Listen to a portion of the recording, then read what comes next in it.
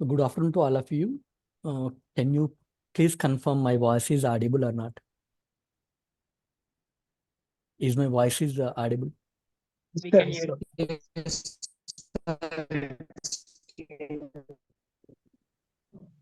Okay, thank you. Fine. Okay. So yesterday we discussed about the various data pre-processing techniques, and we already started the implementation of data pre-processing before giving the data to a machine learning model to train, but not completed yesterday.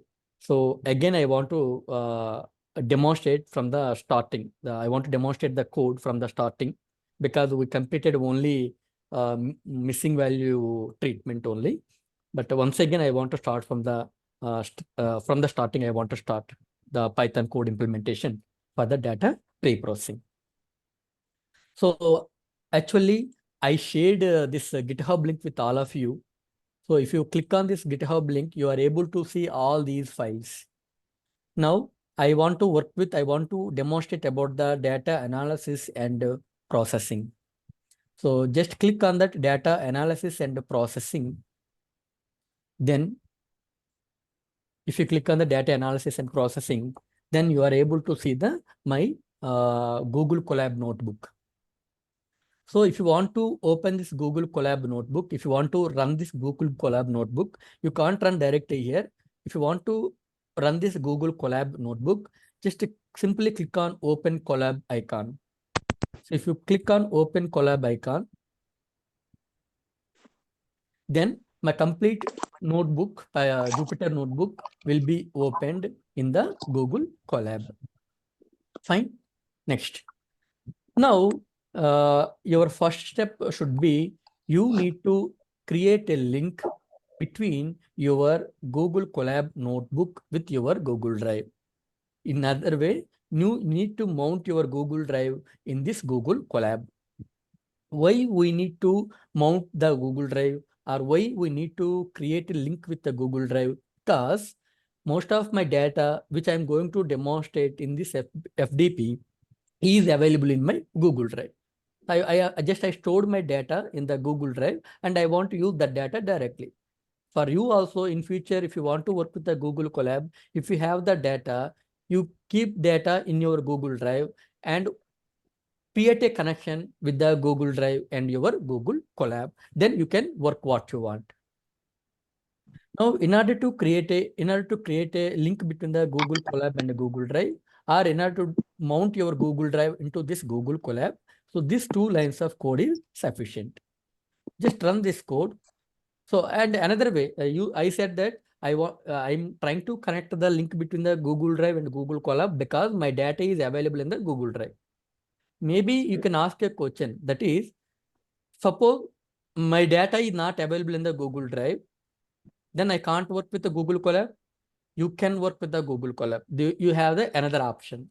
That option is, in this left corner, you can see this folder. Just click on that folder. If you click on this folder, you are able to see different icons. So currently, no drive is integrated or no drive is connected to my Google Colab. That's why the drive symbol is not showing here. Suppose if you have a data on your computer and you want to work with the Google Colab with that data, then simply click on this first icon, and load the data what you want. So suppose if I want to work with this load underscore NAND data, this is one data set in the Excel format. And if you want to work with this one, so select that data file from your computer, click open, okay. Now that will be, now it is loading, the data is loading, and that will be comes in this place. So this is one option. If you don't have a data in your Google Drive, see, the data file is coming in this area.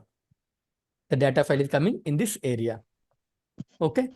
So, but this is not advisable, because suppose every time whenever I open the Google Colab, I have to upload my data set multiple times. Suppose if I close this instance, Google Colab instance now, and I open again, then this data will not be available. Again, I have to upload. So there is only one constraint if you upload the data like this. But if you connect the data from the Google Drive, on that drive, your data is always available. So you can create a link and you can access it. Okay. Now I want to create a link between the, or I want to mount the Google Drive onto my Colab. So just click here, click on run away anyway. So few steps you have to connect to your Google Drive. And what is my Google Colab account? TDS.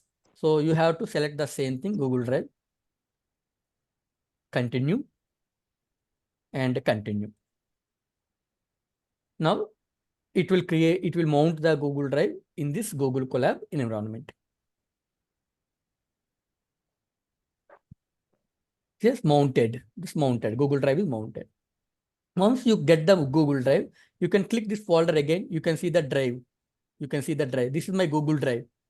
We associate with this TDS account, Gmail account. So this is the drive. In my drive, so I have the multiple files. In the multiple files, in NNDL data folder, I have the many data files. These data files I am using in this Google Colab. So once you mounted your Google Drive, simply click on load. You have to import, or you have to load required libraries like pandas, numpy, and missing number, like this. So because you are dealing with the data, so that pandas is very important, and numpy to work with the matrix of arrays. And this missing number is only provide the visual. It will visualize the missing value information. If you want to visualize the missing value information in your data, you may go with missing number package. Now run this one again. Now load the data, because my data is available in the Google Drive. Now load the data into the Google Colab. Now I want to read the data which is available in my Google Drive, and the data I want to assign to a variable called load_data_nan. This is called the variable name. You can give any name. The left hand side of the equality sign is called as the variable. You can give any variable name.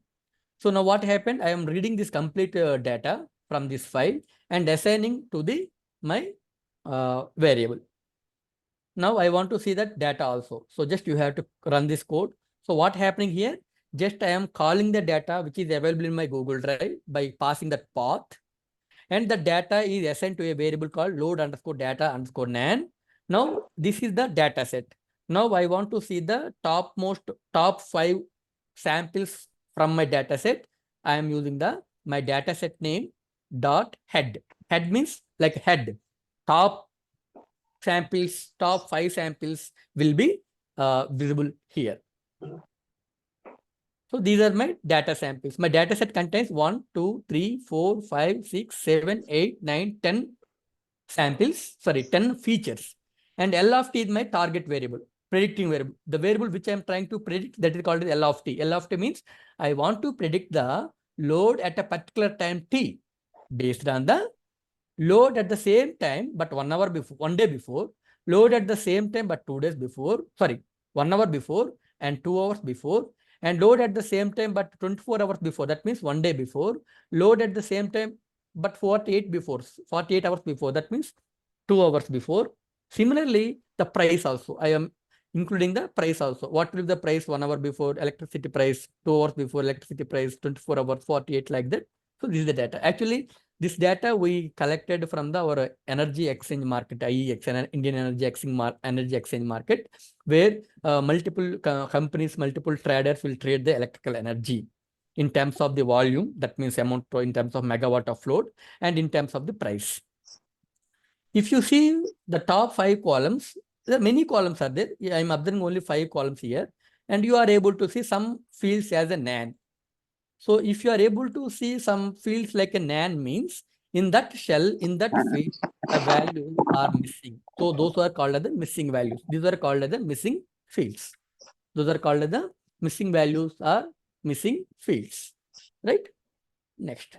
So if you want to if you want to if you want to observe the number of features, number of samples in your data, if you want to know the mean value, if you want to know the median value, if you want to know the standard deviation values, all the things, so you can do for statistical analysis. If you want to do the statistical analysis, then type your data set name dot describe. It will give the all statistical information of your data. So this will give the count. Count is 95. L of t minus 21 feature has a 95 samples. T minus 2 has the 93 samples. T minus 24 has the 90 samples. T minus 48 is the 92 samples. Like that, there are a number of samples against the every feature. But you may have a doubt. That means, actually, if you see my data, which is available in my Google Drive, the data I want to show to you, this one data.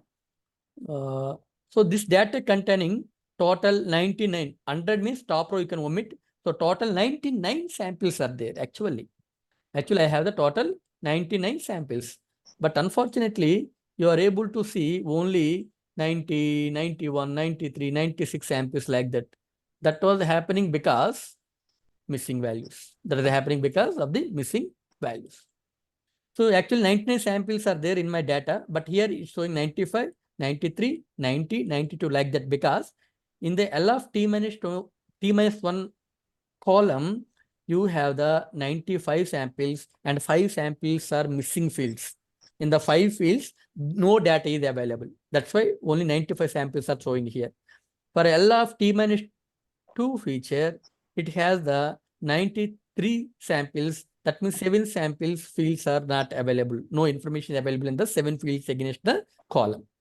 And similarly, you can see the mean value, standard deviation values, and maximum value. All that information can be visible by this simple line of code. Fine, that's fine. Now we uploaded the data. We observed some statistical information of my data. And moreover, and one more thing in the Google Colab, another feature is added recently. That is, this is my data, right? If you want to visualize your data in terms of the plots, actually, if you want to draw the plots, we have to write the code again. But actually, in the Google Colab, they directly give view recommended plots. So if you click on the view recommended plots, it will show the different plots based on your data. So L of t minus 1, L of t minus 2 histogram plots are given here. So different plots it will give, you can observe.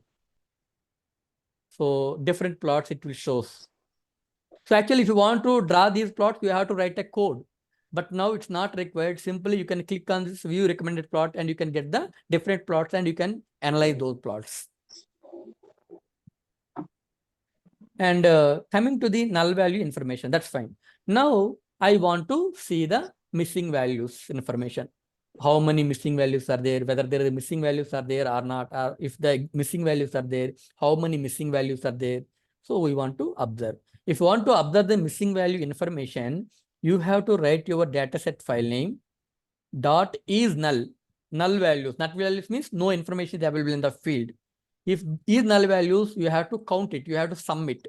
In against a feature, wherever you have the missing values, wherever you have the null information, then dot sum means every cell will be added, sum. So finally, it will give that information. So from here, what I am observing here is that L of t minus 1 feature has the 4 fields are missing. For the L of t minus 2 column or feature, I have the total 6 fields are missing. So this is what you are able to identify. What are the missing values? What are the number of cells without data? So that information you are able to directly get, but simple this line of code. So you can see 4 cells are empty, 6 cells are empty, 9 cells are empty, 7 cells are empty, like that. Now we have the idea. Yes, these are the null values. These are the total missing information is there in my data. So, and if you use instead of dot sum, if you use dot any, then it will give any cell is empty. Any empty cells are available or not against each feature, that information will be displayed. If you use dot any, then it will provide any against a feature, against a column, if there is any null values, if there is any null information, if there is any missing fields are exist or not, it will give as a Boolean function. So because you know L of t minus has the 4 missing values, so L of t minus 1 true. That means missing values are there. L of t minus 2 true. Missing values are there. P minus 2, P of t minus 48. That means missing values are there. So it will provide that Boolean information. And we imported the missing number library, right? So if you want to visualize the missing value information, then you can use the msnvo.bar and pass your data set. Pass your data set, msnvo.bar and pass your data set. So then what happened?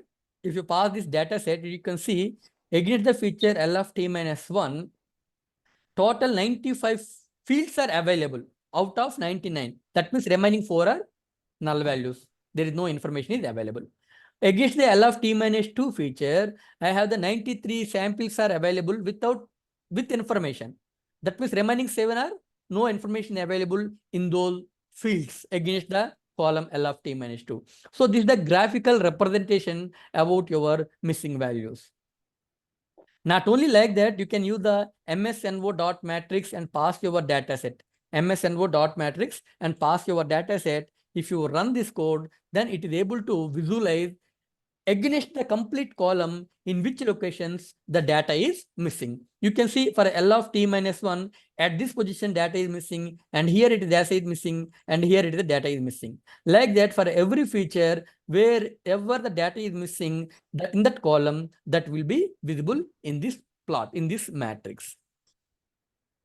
So these all are things are helpful to understand or to show or to get some awareness about the number of missing values are there against the every feature in your data set.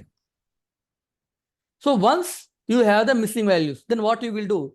So I identified that one feature has the 4 missing values, another feature has the 9 fields are there is no information, another feature 5 fields without any information.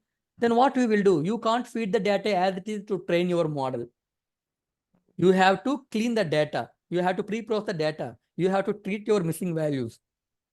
So what are the different pre-processing techniques we have? I said that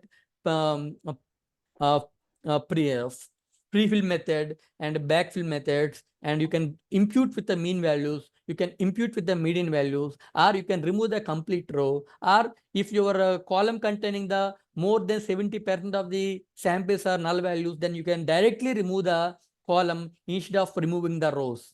Because even though if you impute, let's assume in a particular column has 100 samples. Out of 100 samples, almost 75 samples don't have information.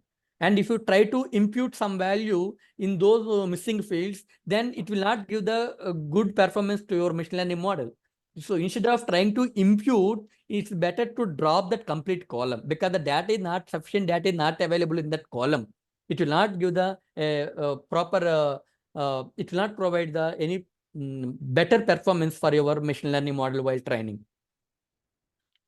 Now I want to use the ffill method. I want to use the ffill method to impute the missing values. That means wherever the missing fields are available in your data against a feature, against a column, those fields will be imputed. Those fields will be filled with some particular value in the previous values. Then you can go with this ffill method.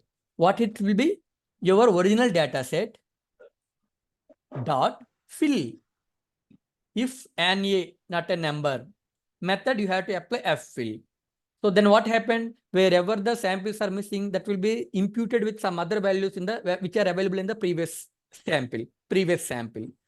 So, and that updated data set is assigned or it is stored in some other variable called load underscore data underscore ffill. This is a variable name, that's it. After cleaning, after imputing, I want to store the data in this variable. And I want to see the data, then use the data set name dot head that will show the complete data. That complete data, top 5 samples. You can see in the load underscore data underscore nan, if you use the dot head function, then I am able to see some nan values. You see, you are able to see some nan values here. But after imputing, after treatment, so after treatment, you can see no null values are available here because all are filled, all are imputed. Wherever the data is missing, that missing fields will be imputed with some other value. That's why you can't see any nan now, right? So if you want to if you want to draw the plots against every feature, then you can simply click on this view recommended plots. It will provide the various samples, various plots for against the every feature. For every feature 2 minus 1, t minus 2, it will provide the various histogram plots and all the things you can see here. And the correlation between the various features like season L of t minus 48, season versus L of t minus 424, season versus L of t minus 2, L of t minus 2 versus L of t minus 4 correlation, all the things will be available here. So plots between these two, all the things can be visible. Actually, if you want to draw this plot, you have to write few lines of code, around at least 6 to 7 lines of code you have to draw. But if you use in the Google Colab, then you can simply click this button, it will give the complete plots. So you can incorporate these plots. If you feel it's the better for you, you can incorporate these plots into your research paper and you have to explain about those plots directly. Now I am checking after applying the free fill method in this data set, is there any values are there? So if I click this one, definitely we will get the false. For every feature, we will get the false. Why we will get the false? Because whatever the missing fields are there, already we imputed. So no missing fields now available. That's why all states are false. And similarly, if you use the dot sum extension, if you use the dot sum, then if you run this one, then you're able to see all are zeros. All are zeros means no missing values in your data after treatment. After treatment, right? So similarly, if you want to describe, so just simply, that means if you want to see the statistical information, just simply click on this one. Now you can see 99 samples, all are 99 samples. That means all the samples now, it is previously not like that. Here you see 95, here you see 92, here you see 90, because remaining fields are empty. Now there is no empty, that's why all the 90 samples are visible here. So another method is a drop a row method. Another method is called drop a row method. So what the drop a row method? So drop a row method means, I think I explained in the last class also, yesterday. So if you go to this data set, you can see here there is no missing value. There is a missing, some information is missing here. So now you have to drop complete row. Wherever the missing fields, missing cells are available, that row you have to drop completely. Here you can see, you can drop this row completely. Here you are able to see on missing information, you can drop this empty, complete row. Here you can see the missing field, you can drop this row completely. So that is called a drop a row approach. Actually, drop a row approach is not suggestible for the time series forecasting, because the next value will be depending upon the previous values also. That's why the drop a row option is not suggestible if you go with the time series data. And second thing is, drop a row method is not suggestible if your data sets contain a very limited number of samples. Already your data set contains a very limited number of samples, and if you are removing the rows continuously because of the null information, then your data set will be further reduced. Okay. So another thing is, if any feature has the, suppose let us assume the day feature has the more number of missing fields are if the more fields are information is missing, then if you go for the drop a row approach, then you are able to remove the almost 70% of the rows continuously. So that also not suggestible. Okay. So your drop a row method is not suggestible. Time series, your drop a row is not suggestible if data set is very less, and your drop a row is not suggestible if any feature has the more number of missing fields, more number of missing fields, then the drop a row approach is not suggestible. So here I'm trying to explain that drop a row. So what happened? Now you can see, take your data where your null information is available and dot drop NA. If the not a number, no information available, drop that one. Which one you have dropped? X equal to 0 along the row. X equal to 0 means you have to remove the row. X equal to 1 means it is a column. So what I'm doing is, I'm telling that you remove or drop the complete row wherever you have the nan values.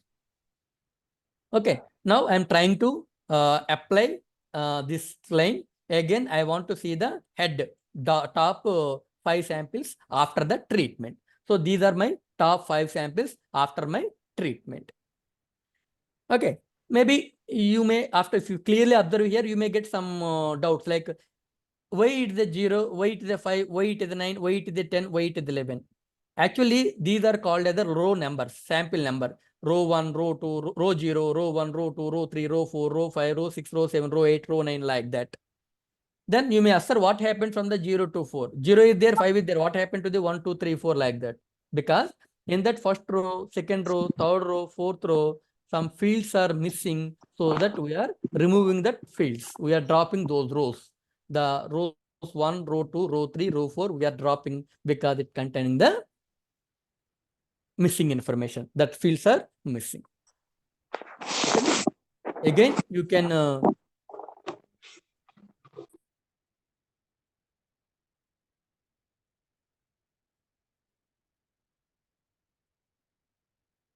okay.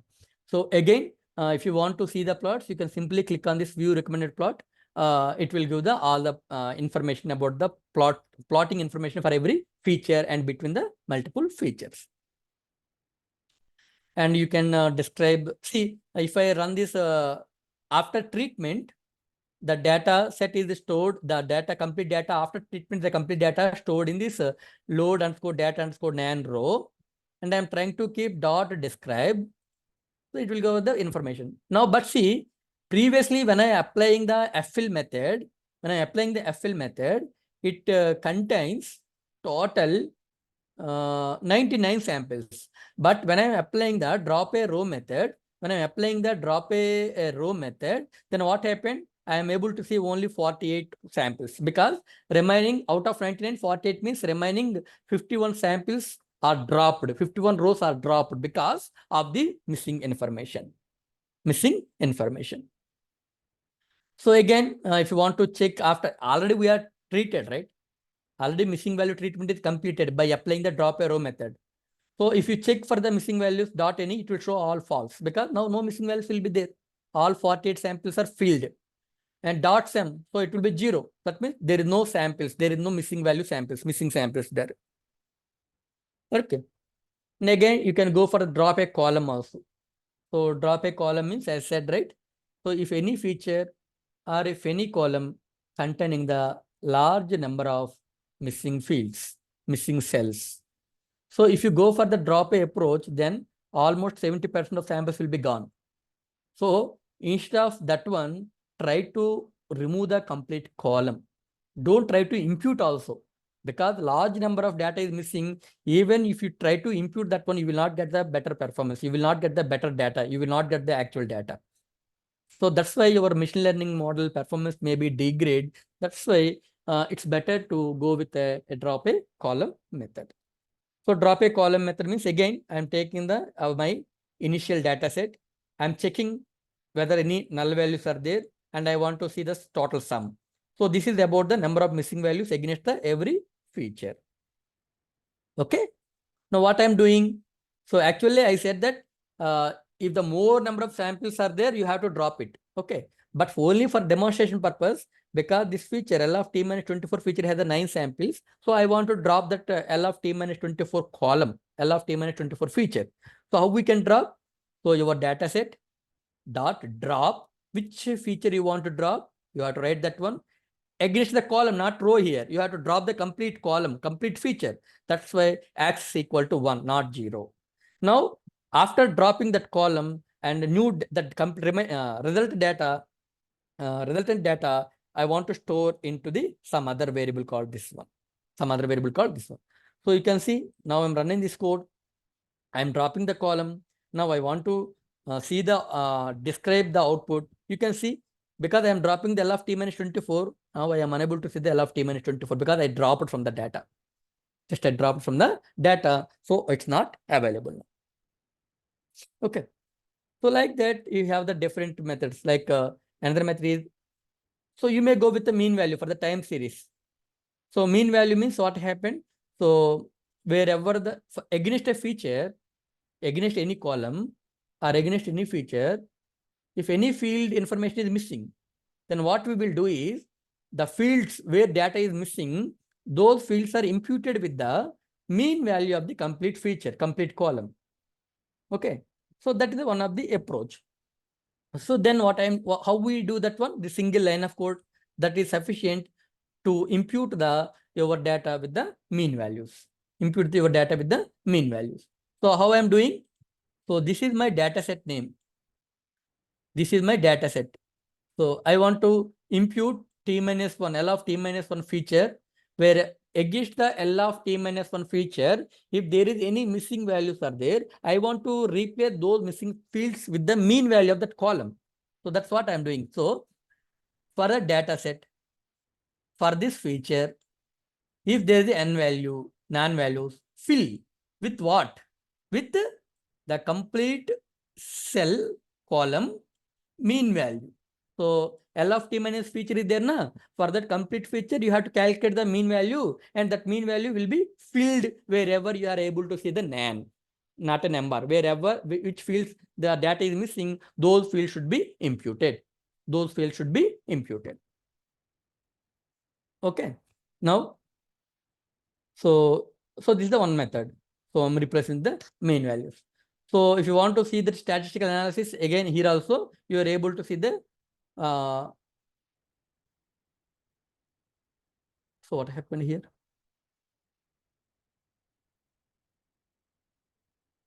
Oh, sorry. So I am replacing only feature L of t-1.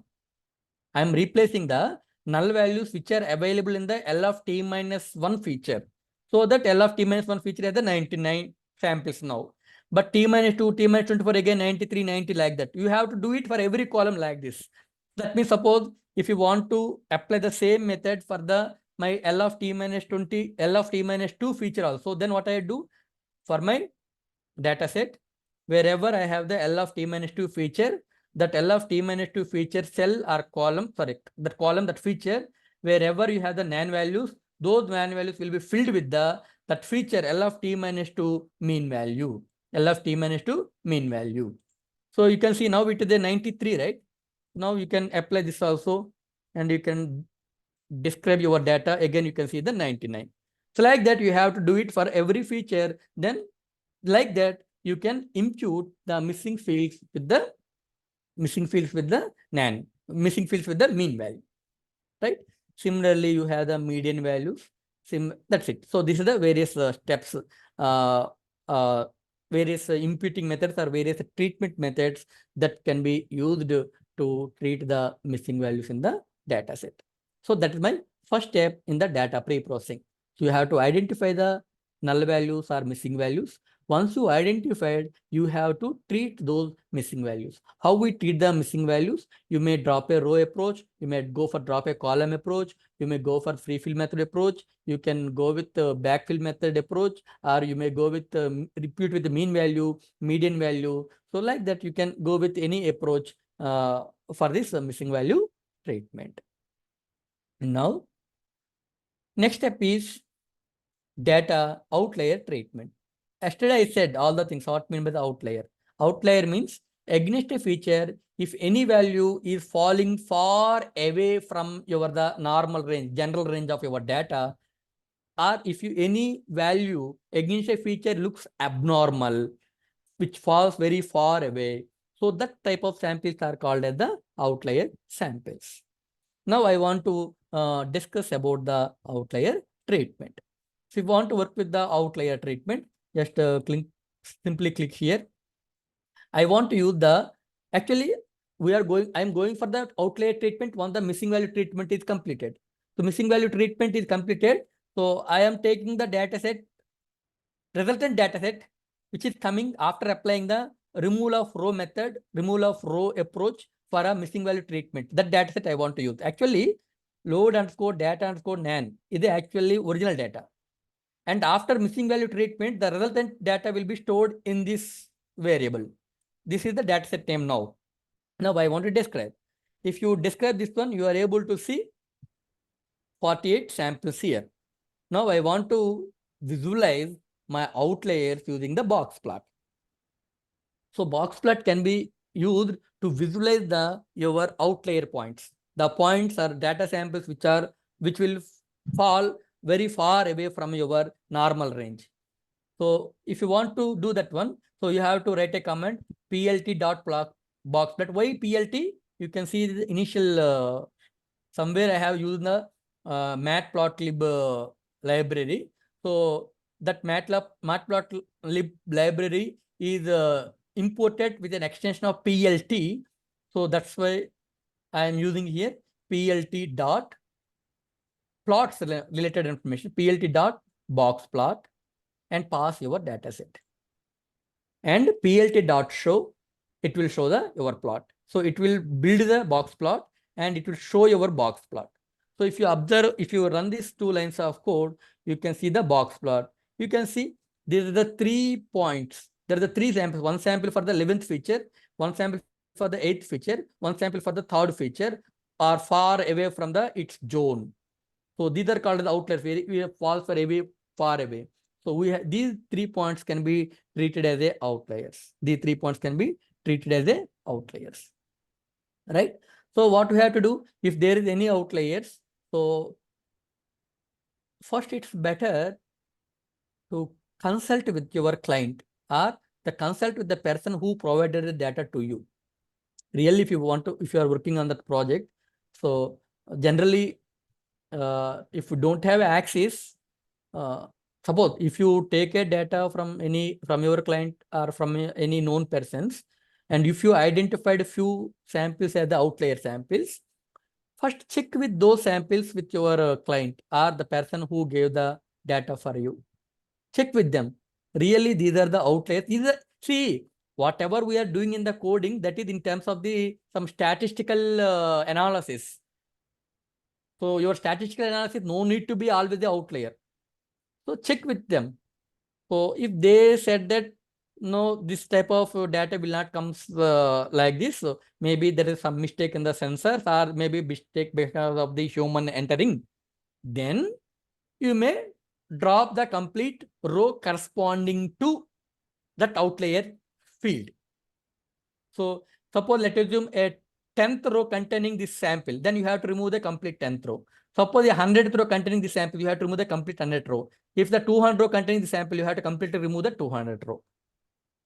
That is the approach. If he said like that, or if he said that why it's happening like that, if there is any specific reason, and if he asks to keep the data as it is in your machine learning model training, then you have to keep it like that. Or if you give some reason why it's happening like that, like let's assume I told yesterday also. So actually we collected data from some substation which contain the 4 faders. So on the substation, actual load will be some amount of megawatt, like to assume 4,000 on an average. Every day and around 4,000 it will be fluctuating. But suddenly it is showing as a 2,000, 1,000 at some field, some time. When my students went and asked the engineer, and then he said that, so that was happening because of the fader outages or because of some maintenance work happening on the fader. That's why in that tower, that 2 faders or 3 faders are in the off state, outage state, so that the fields are, you are getting the 1,000 like that. But you can't train with the 1,000 directly. You can't, if you work with the load forecasting, that was happening rarely. Because of some maintenance work or some power outage, that will be disconnected. Those 2 faders will be disconnected so that you are getting some data into your cell and it will represent the outlier. But you can't use directly as it is. Then what you can do? So then what we did is, let's assume at a particular day, at a particular time, one sample looks like an outlier, which is coming out of your normal range. Then what we did is, suppose let us assume the day is, for example, the day is, let us assume 20th 6 a.m. data showing as 20th date, 6 a.m. data showing as the outlier, abnormal value, maybe because of the power outage or maintenance work, whatever it may be.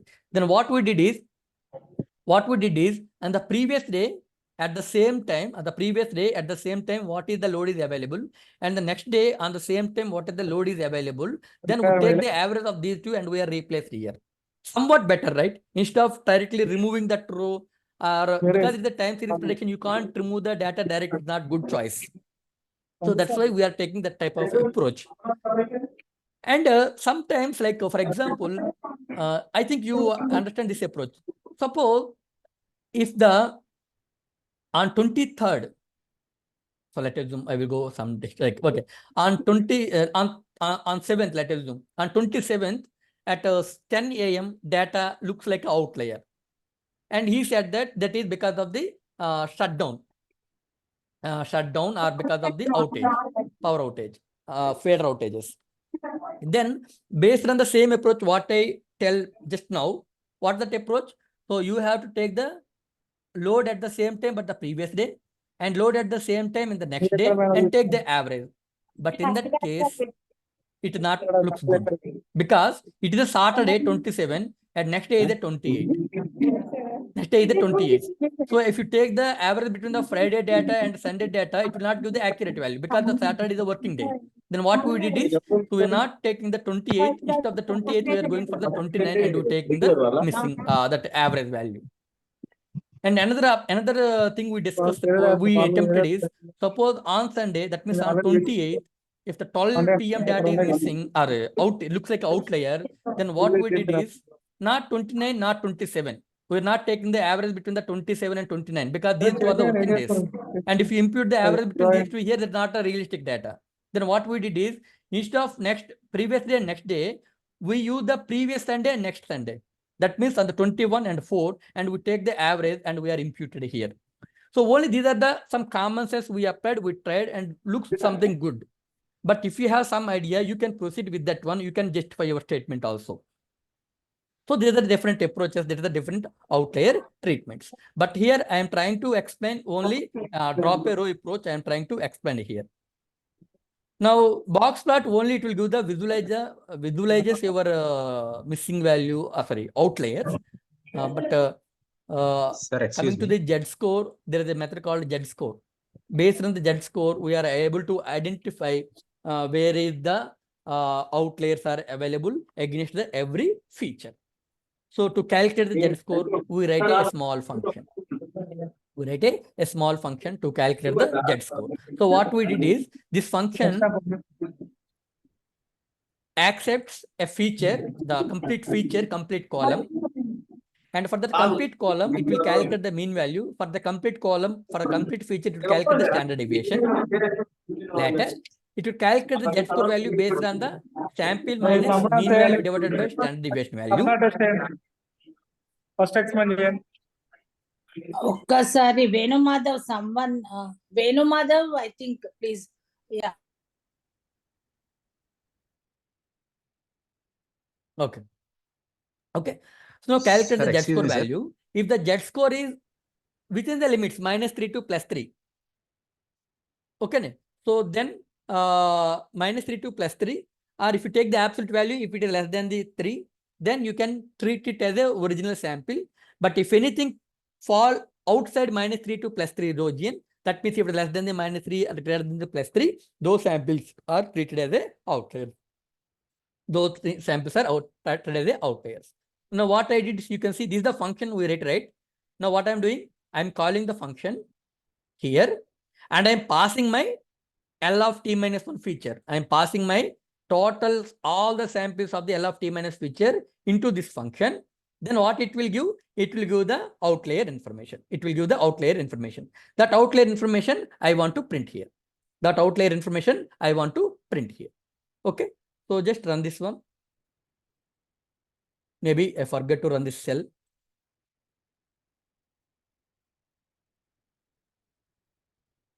Now you can see, so what are the outliers are available. For L of t minus 1 column, there is no outliers, it's empty. But for L of t minus 2 column, there is no outliers, it's empty. But for L of t minus 24, see, very large value. Intentionally, I have given this data to demonstrate you. Intentionally, I am giving this data because this data, generally, it will be, all the values are falling in the range of 4,000 to 9,000, 10,000 like that. But intentionally, I am giving the data at large values to identify or to observe them as a outliers, to recognize them as an outliers. So this is the outlier in a feature L of t minus 24. This is the outlier in a feature L of t minus 48. This is the outlier in the feature L of t. So this is how we can identify the outliers against every feature, based on the Z-score method. Now, so this is actually, we write our own function to calculate the Z-score values.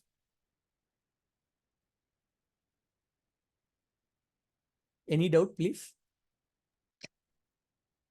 Sir, Hello? sir, excuse me. Am I audible, sir? Kiran sir? Sir, I am Prasad, sir. Hello? Sir, myself Prasad, sir. Hello?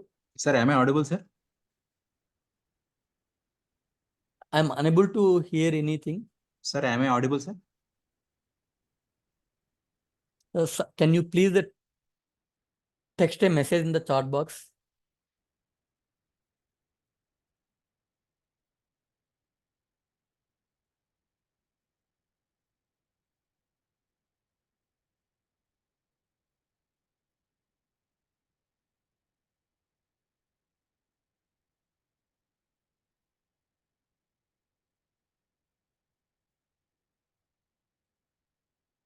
I think my voice is audible, but I don't know. I'm unable to hear anything from you.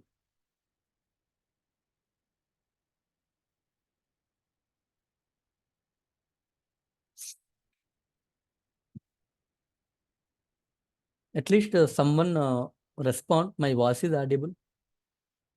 Yeah, Kiran, my voice is audible. Yes, sir. Yes, sir. Your voice is audible.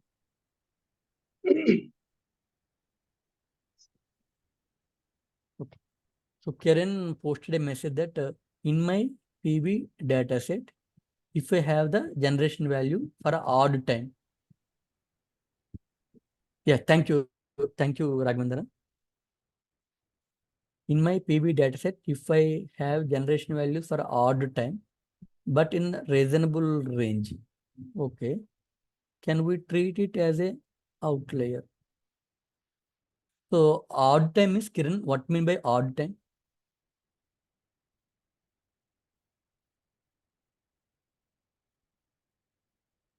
Okay, midnight, okay. And but that is in the normal range. Oh.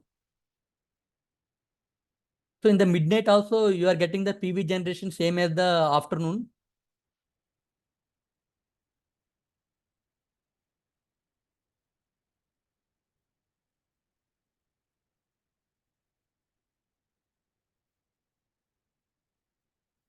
So actually, as I said earlier, so what are the methods we are applying? Z-score method or box plot only provide the statistical analysis, statistical information based outlier identification. So in the real time, if you feel that values are coming actually, then no need to consider them as an outlier. Actually, those are coming. See, why we are taking it as the outlier means if there is any malfunction of these sensors, or there is any outage of the faders, or there may be any human errors, we have to cross check with these ones. Against a feature, if you found some values are falling up, looks some abnormal, and you have to check yourself first. Really, either abnormal because of some human errors or sensor failures or power outages, then you can treat them as an outlier. But if the values are coming, values are coming, then you have to keep them as it is. And you have to find some correlation, which factors create that high values or low values from the normal range.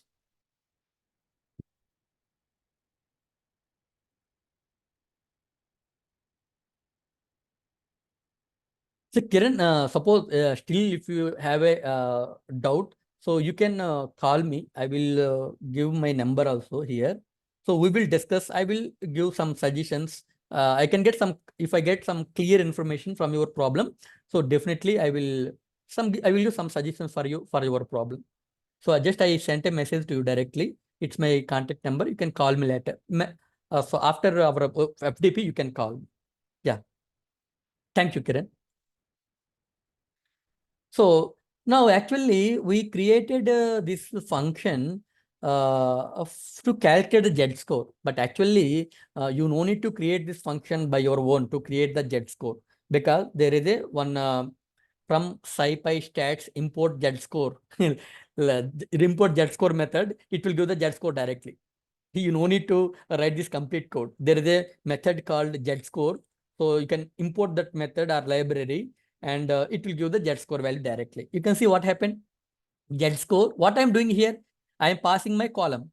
Here also for that Z score method, passing my column L of t minus 1, L of t minus 2, and it will give the Z score value.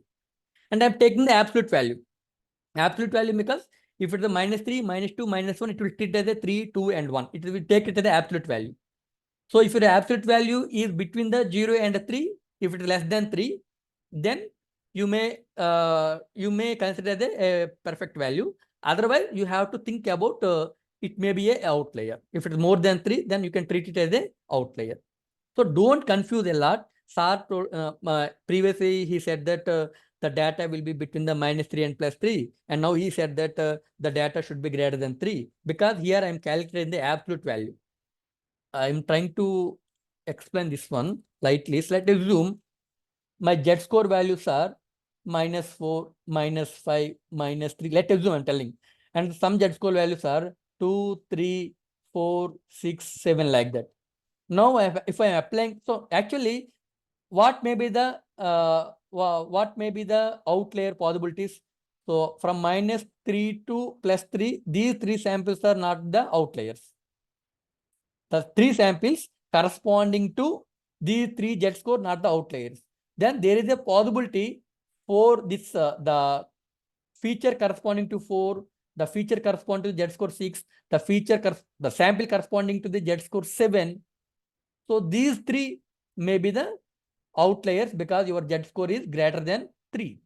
And coming to here, -4, -5 may be a outliers, because your Z score is coming -3. That's fine.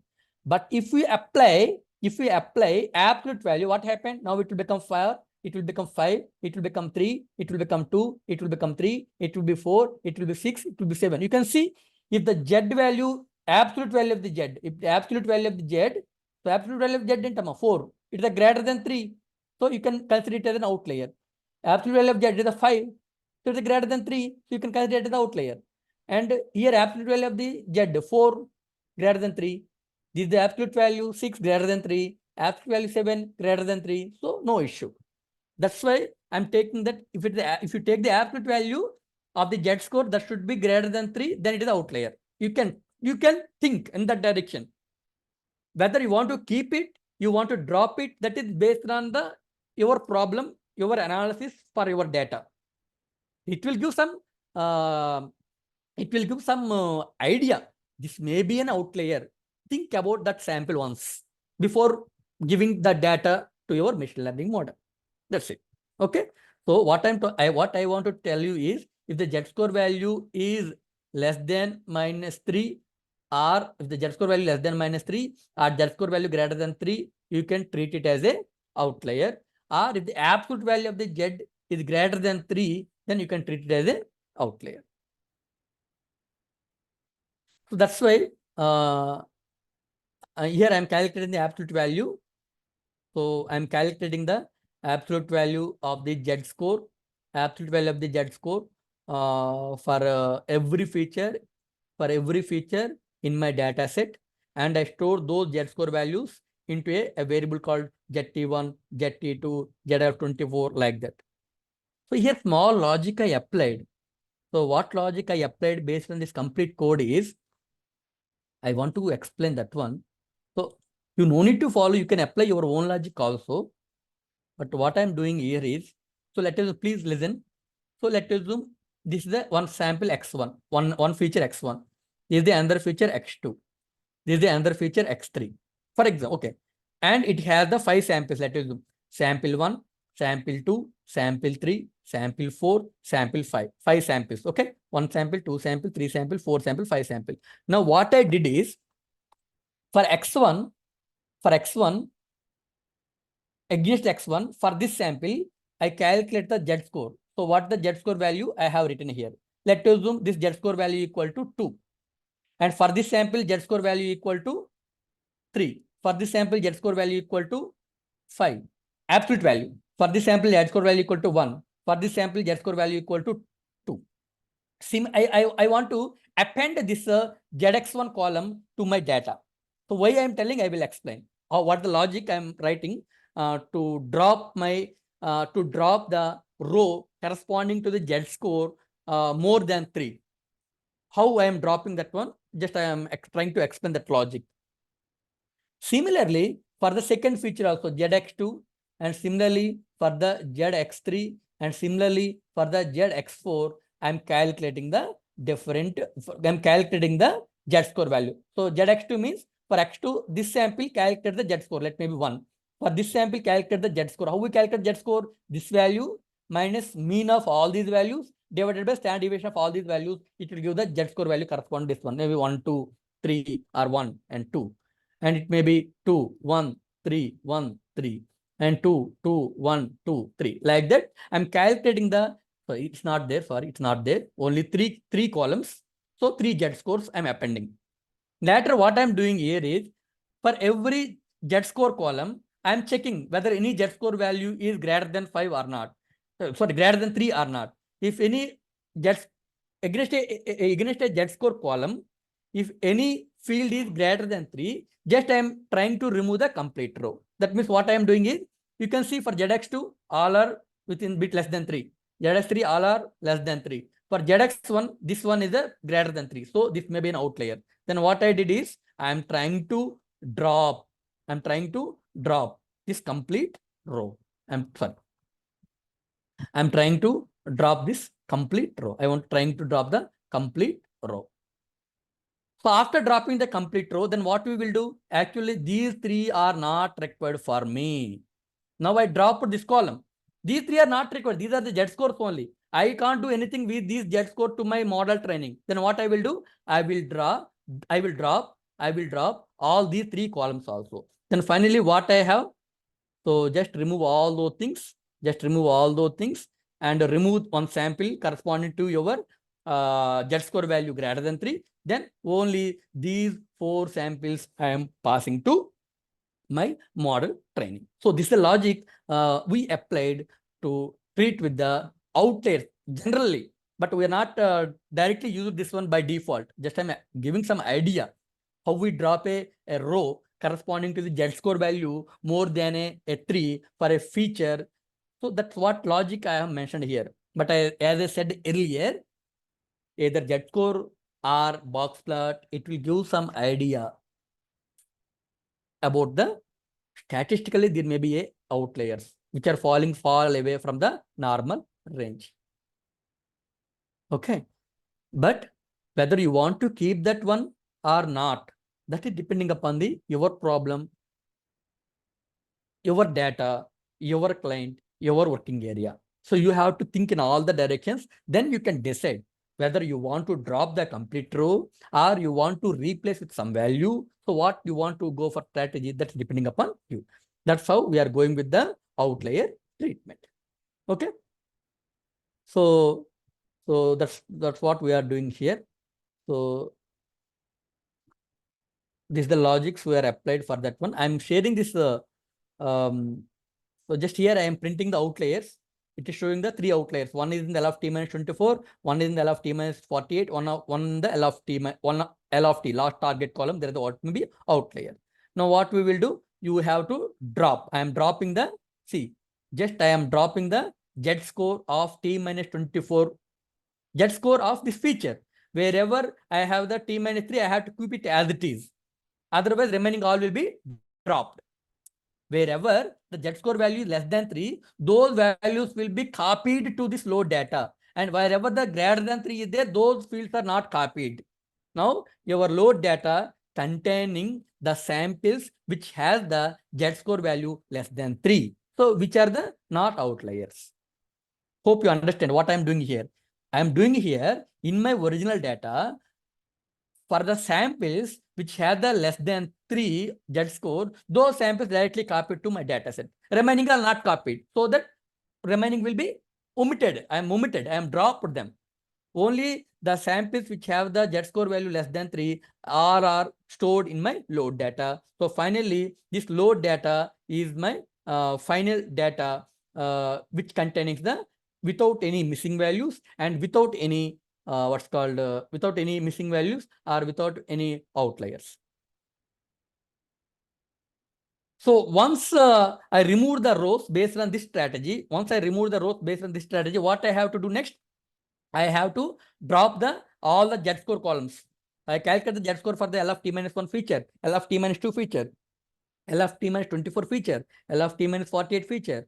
All the features Z-score columns are appended, right, for the original data. Now we have to drop all the columns. You have to drop all the columns. I think you are clear with this one. I am dropping all the columns. Previously, in my data set containing all the features, in addition to our original features, these all Z-score columns also added. Once I removed my outliers based on the Z-score value, later you have to drop all these columns also. Not required because these columns are not there in the data set. These are only embedded or appended only to identify the Z-score rows where the Z-score values are more than 3. And once I dropped them, then you have to drop these columns also. So to drop these columns, just we are reading this column load underscore data dot drop. All these Z-score columns should be dropped along the column wise x equal to 1. I think something is missing.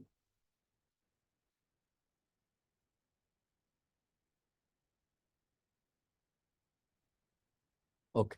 Now you can see the load data head top 5 samples. Now see, now your load data contains no Z-score columns. Your original data is coming now. Now this is the original data without any missing value information, without any missing fields, and this is your data without any outliers. Right? So this is my data.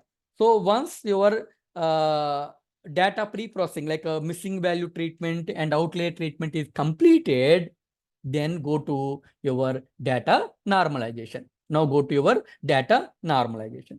So here you have the two methods of normalization. One is called as the min-max scalar method, another is called as the standard scalar method. I said earlier, what is the need of the data normalization? I don't want to explain once again. I will upload that yesterday's video into the YouTube and I share with you. Okay. But I want to explain what are these two. So there's a min-max scalar method and standard scalar method. What the min-max scalar method? So min-max scalar method means, so let's assume, so this is the feature 1 and this is the feature 2 and this is the feature 3. Now I want to normalize this data. So how we normalize this data? Let's assume, so let's assume it is a 0.1, so not 0.1, it may be 10, it may be 20, it may be 30, it may be 2, it may be 3, it may be 4, it may be 100, it may be 200, it may be 300. Let's assume, just example. Now, how we normalize the data? So if you want to use the min-max scalar method, what that min-max scalar method will do is, so it will normalize every sample based on the formula x minus x minimum divided by x maximum minus x minimum. So min-max scalar method will try to scale down all the values between the 0 and 1. Try to scale down all the values between the 0 and 1. Okay, how this will be scaled from the 0, 1, you can see. First, I want to go for the x1 feature. So coming to x1 feature, now tell me what is the x value? 10. So 10 minus, what the minimum value again it is column? Again 10 divided by, what the maximum value? 30. Minimum value 10. Now what happened? 10 minus 10 by 30 minus 10, it will be 0. Next 20. Now here you have to keep the 20, x value equal 20. Now what happened? 20 minus 10. That means 10 divided by 20. 10 by 20 means it is a 0.5. Again, x equal to 30. When it is a 30, 30 minus 10, 20. 20 by 20, that's equal to 1. See, now previously the values are like this. Now all the values are coming from the 0 to 1. Similarly, x2 also you can calculate. Similarly, you can calculate the x3 also. Now, all the samples will be comes under scale down between the 0 and 1. So that's how what happening in case of the min-max scalar method. We are trying to if it is all the features are vastly diversified, now we are trying to scale down into the equal distribution, so that no feature will be highly impacted, your prediction not be highly biased to a particular feature, because everything will be in the same range. We are keeping now, scaling down. That is the min-max scalar method. And coming to the what's called standard scalar method. The standard scalar method, what it will do is like a Z-score. That means it will calculate it will normalize the data like x minus mu divided by sigma. X means this 10. Mu means so mean of all these three values. Sigma means standard deviation based on all these three values. Now you have to replace that value here in place of 10. If you keep 20, you have to replace the 20 place of 20. If you keep 30, x equal to 30, then it will give in place of 30, you will get that value. So that's how your standard scalar method will work. So this is how min-max scalar method and the standard scalar method will work in the data normalization. So you don't need to write this complete code, because in the Python, all the libraries are available. So that's why it's make easy, because that is the reason why we are going with the Python when we are working for the mini machine learning projects. So from sklearn pre-processing, import min-max scalar method or library and create an object. Now ms.fit transform and pass your data, which data you want to normalize. I want to normalize my data which was stored in the load underscore data. Pass that data and you have to fit it. That means you have to min-max scalar method, apply the min-max scalar method. That is called x minus x minimum by x max minus x minimum. And resultant field will be stored in the load data again. Load data underscore norm. Now you have to print that data. So that's how we can see all the values are between the 0 and 1. All the load data values are between the 0 and 1. That's called min-max scalar method works. And similarly, standard scalar method, only thing change in the code is, in place of min-max scalar, you can use the standard scalar. Everything will be happening in the backend, what I explained in the whiteboard. So again, standard scalar, create an object and pass your data. Then it will apply x minus mu by sigma transformation. Then that will be stored in this case. That is called your standard scalar method. Again, you will get all the values like this. Right? So this is called as the data normalization. You may go with this one or you may go with this one. So preferably it is better to go with min-max scalar method. It's very easy. Next. So now data missing value treatment completed, outlier treatment is completed, and data normalization is completed. Next, we are going for the data split. Now we are going for the data split. Okay, data split means, as I said earlier in the last class, what I said about the data split. See, actually, this is all part of artificial intelligence. Artificial intelligence means artificial intelligence, everything mimic the natural intelligence, that what we have, right? So suppose currently I am teaching one subject. Yesterday I told actually, I am teaching one subject, I am teaching one concept. So in classroom, I will explain the 8 problems. I have the 10 problems. I have the 10 samples of data. I have the 10 problems. Out of 10 problems, I will explain the 8 problems to the student. And I will keep the 3 samples aside as a backup to give it in the examination, to test the candidate whether he is learned properly or not. Like that in the machine learning also, you have the lakhs of data. Out of that data, so you have to give few samples of data during the training. So you have to keep the large data for the training, that you have to remember. And very small samples of data I have to keep aside for the testing purpose. So that is required. You have to split the data for the training purpose and also for the testing purpose. Okay, maybe yesterday, I think yesterday or day before yesterday, I think one participant asked, that means what mean by the validation data? Yes, sir, you tell that only training data and testing data. What is the validation data? That's also same what we followed actually. See, in our subject, I have the 5 units, let us assume. Now, I trained for the first unit. I take a class first unit and second unit. After 2 units, I am conducting the test, like a midterm examination. After 2 units, again I test one more test as a midterm examination. After completing the 5 units, I will conduct a final test, external examination. So these midterm examinations like a midterm examination is like a validation. That means I am testing the student during the training. I am testing the student during the training in the form of the mid examinations. So like that in the our machine learning also, whatever the data you have to split for the training, you have to split for the testing, you have to split for the validation. So while training, what you will do is, I will explain here.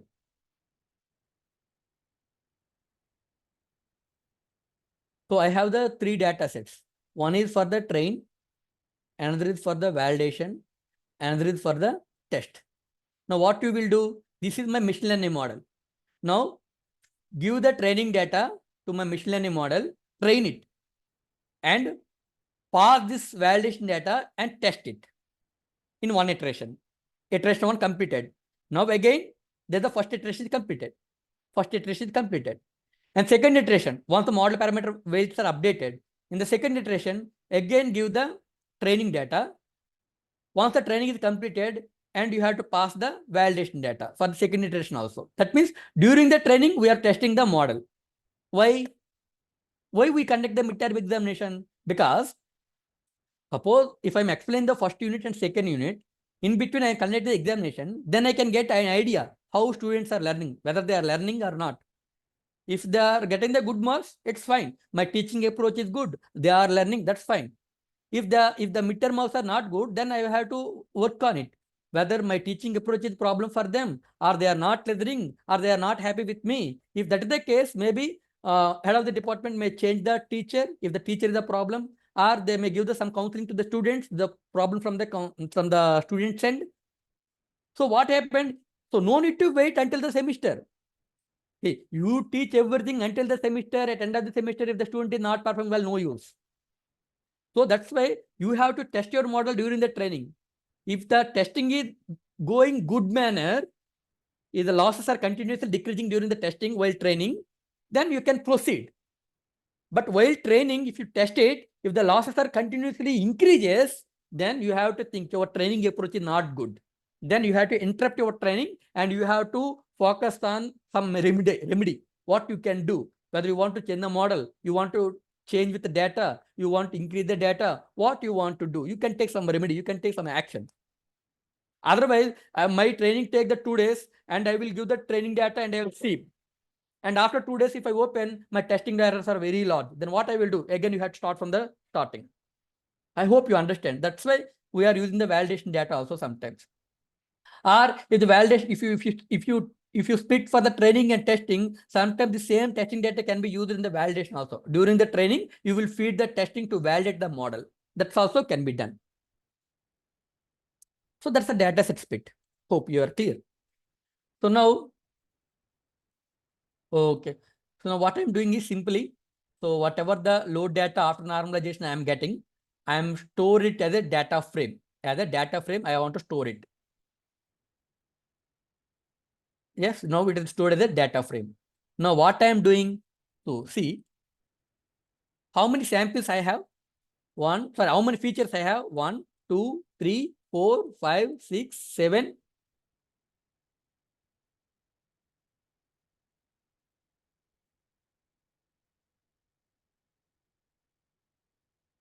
That's good, sir.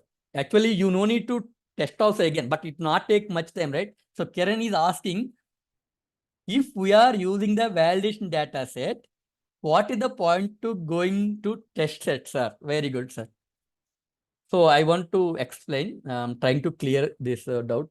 So I think Kiran is asking, we have the train data, we have the validation data, and we have the test data. Okay. So suppose, what is the purpose of the validation data? You are clear right now. You are clear with the test data right now, right? So that means we are testing the model during the training with some new data. So your training is perfectly going well. And because your validation errors are continuously reducing till your 100 iterations, now you are very happy. Now this is the some other new data. We want to analyze if something new data is coming. See, we are going for the multiple testing, not a big problem, right? Not a, what happened with this testing? It will not take even 1 or 2 minutes also, not will take that much time because you have a very, very small amount of data. So if you test with some other unknown data, if on that data also your model is performing well, then you will be more confident, right, to deploy your model. I agree. So you train the model and you parallelly test the model for some data. It is some 70 samples of data. This is the 15 samples of data. These are the some other 15 samples of data. So forget about this testing for some time. Now during the training, one iteration, you are setting for the validation data, test it. And second iteration and pass that validation data, test it. Third iteration and pass the validation data, test it. So for every iteration, your validation data are coming, going down, going down, going down. That is very fine. So that means your model is training well. So then but you don't conclude that every time it's performing well. Then what I will do? So then I will take some other new data from the as a test data. I want to feed that data also after training, after complete training, I want to test it. So in that case also, if it is perfectly well, perfectly giving the good errors, then you may go with the real-time deployment. You may go with the real-time deployment. It is simple common sense, sir. Like you may ask the question, sir, if we conduct the midterm examinations twice based on the 5 units, what is the need of conducting the external examination? So we have to further analyze the student performance. So like that here also we are using.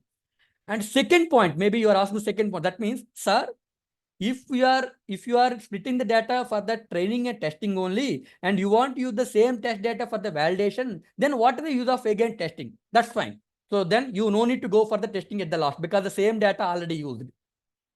Same data we already used. Even though use the is for the testing, then you will get the same error what you are getting in the validation state. Hope you are clear what I'm saying, sir.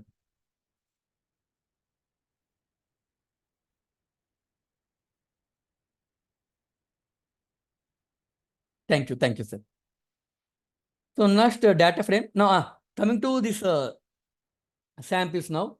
So how many features I have? 1, 2, 3, 4, 5, 6, 7, 8, 9, 10, 11 columns or 11 features I have.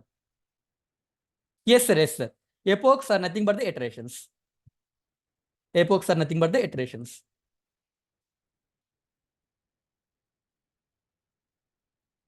So this is the what we are have. Total 11 samples. Okay. Now out of these 11 samples, first 10 samples are the input features and last one is your target column, right? Or output variable, are the variable which are going to predict, right? So that's what I'm splitting now. X, that is the input feature. Y holds the output feature, output variable. In my data set, log the first 10 samples, 10 features, because first 10 columns are the input features. Those values are assigned to my variable X. So first 10 columns, first 10 features, I am assigning to the X because first 10 are my features. First 10 are my features. Okay. Next, Y value, last one, last column. Actually, in Python, I think the people who are know about the Python is slightly contradictory for the MATLAB and Python. In MATLAB, if you go up to 10 means this 10 also considered. But in Python, up to 10 means up to 9 will be considered. So 0 to 10 means 0, 1, 2, 3, 4, 5, 6, 7, 8, 9. That means total 10 columns. 0 to 10 means 0 to 9, total 10 columns. The total 10 columns are the inputs. And here 10th means the 10th column. The 10th index. 10th index means 11th column. Your index will be start from 0 in case of the Python. So 10th index means it is the 11th column. That 11th column is your output variable. 11th column is the output variable. So indexing will be like this. So column 1 indexing is 0 and column 2. Column 1, 2 indexing is 1. Column 3 indexing is 2. Column 4 indexing is 3. Like that. 4, 5, 6, 7, 8, 9 and 10. That means 11th column indexed as a 10. First column indexed as a 0. So that you have to remember. That's why here 10 means it is the 11th column. So that like that I am splitting data. So that means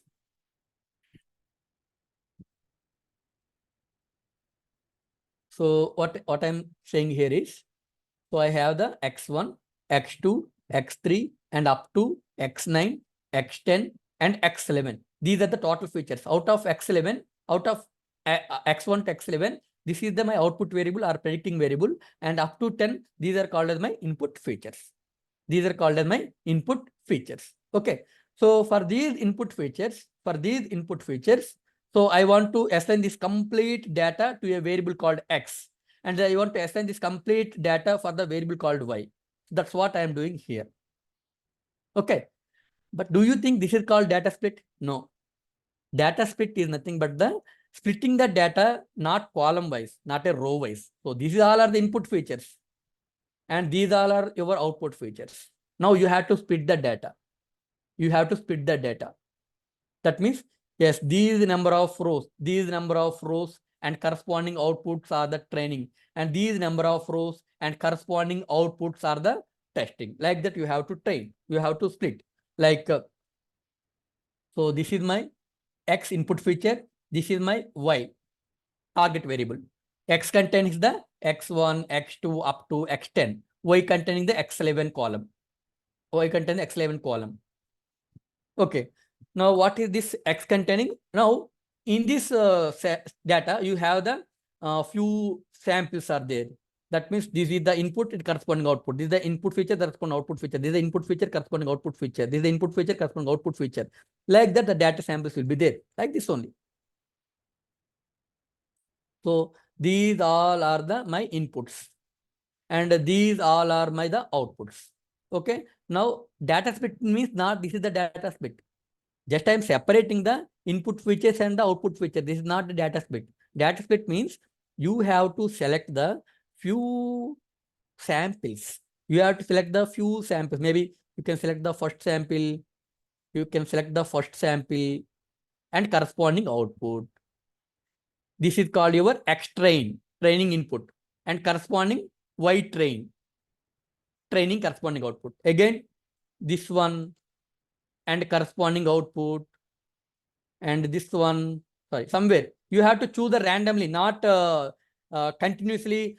First 70 can be used for the training, next 30 can be used for the testing. Not like that. You have to select randomly few samples from your data for the training and testing, and whatever the remaining that can be used for the testing purpose. So maybe it is called testing, and these samples can be used for the testing. Like that we can do. So data split is nothing but you have to split the data row wise. You have to split the data row wise. So these rows are training. These rows are training. These rows are the training samples. These rows are the testing samples. These rows are the testing samples. Like that, you have to split the data, and that selection, row-wise selection can be done randomly. Row-wise selection can be done in the randomly. Not first 70 rows can be used for the training, and next 30 rows can be used for the testing. Not like that. Okay. So now in this column, what I'm doing is only I'm separating the input features and the output feature. Next, what I'm doing is I'm to split the data as a training and testing. To split the data randomly in Python, there is a method called train_test_split. Train_test_split. So this method accepts what are the total input features in your data, what are the total output features in your data, and you have to tell how much % of data you want to use for the testing. 0.2 means 20%. How much amount of data you want to use for the testing. So your testing data should be as minimum as possible. It's okay. You should use a large amount of data for the training. Okay. So based on your amount of data, your percentage will be changes. If your data containing the very lakhs of data, then you don't need to go for up to 10%. You may go for the 2% also. That's sufficient. Right? If you have let's assume you have even 1 lakh of data. Let's assume you have the 1 lakh of data. So 1 lakh of data, in that 1 lakh of data, 2% means 0.02. That means 2000. That's sufficient for testing only, right? That's sufficient. But if you have only 100 samples of data, and if you go for the 2%, then it is not good. You have sorry. So 100 samples of data, and you have the 2% means 0.02, then only 2 samples. That's not sufficient. That means, so this percentage will be depending upon how much data you have. how much data you have, that is very important. You can take. So this how we can split the data. So what mean by X-train? X-train means the input features which are used for the training. X-test means the input features which are used for the testing. Y-train means the X-train input features are there, corresponding outputs, Y-train. X-test input features are there, corresponding outputs. In the X-test input features are there, right? So corresponding outputs are called as the Y-test.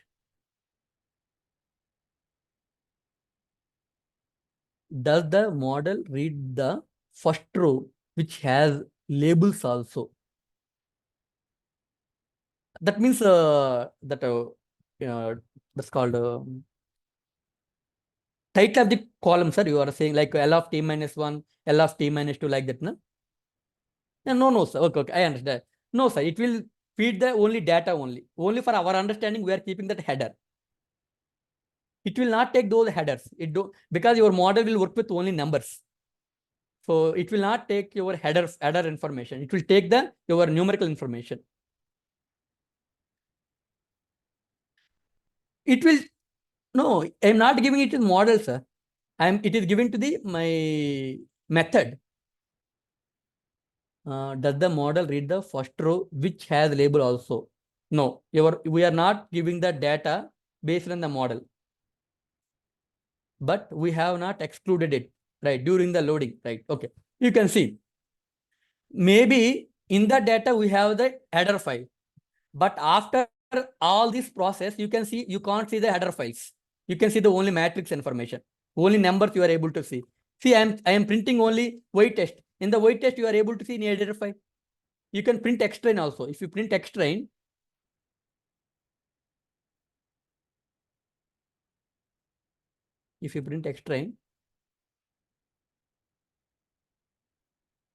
see, no header information here. So once you are applying these train split method, once here you can see here, we are iLock values. You can see here, when I am using the X, iLock only values I am locking, not header information. I am locking the only values information only. That values information only I am splitting. And after splitting, that values only I am giving to my machine learning model. Yes, sir. Thank you, sir. So this is how we are processing the data. So before feeding the data to your machine learning model, so you have to load the data, you have to treat with the missing values, you have to treat with the outliers, you have to you have to normalize the data, and you have to split the data. So after all the formalities are completed, then feed the data to your machine learning model, which model you want to consider. Okay. So this is completely about the data analysis or data pre-processing. Okay. So now we will take 5 minutes break. So we will start by 3:40, 15:40, and post break, we will discuss about so data processing is completed. Now I want to feed the data to ANN model to forecast, to train the model, to test the model. I want to use the ANN. So in the post break, we will discuss about how we feed the data, how we build the ANN model using Python, how we train the model, how we compile the model, how we test the model, how we evaluate the model, how we save the model, how we deploy the model. So all the things with respect to the artificial neural network, we are going to discuss about the post break. We will take break up to 15:45. Now it is 36. Take a break of 10 minutes. So by sharp 3:45, please join again.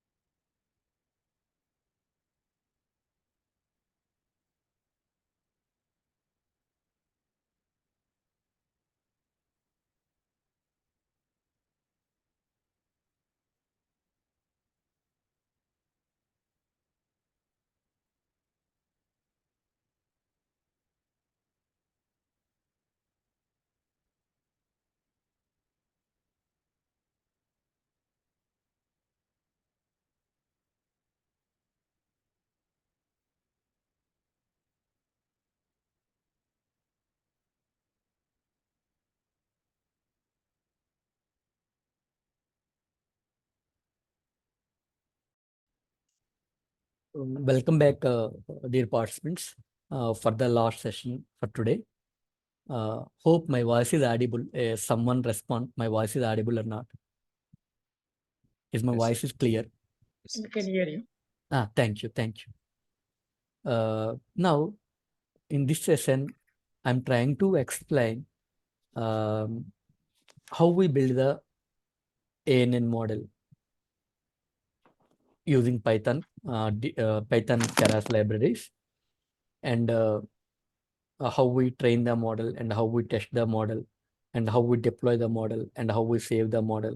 So all the things I'm trying to explain in this session. And the complete notebook related to this content already shared in the WhatsApp group. I shared one GitHub link. In that GitHub link, this complete code will be available.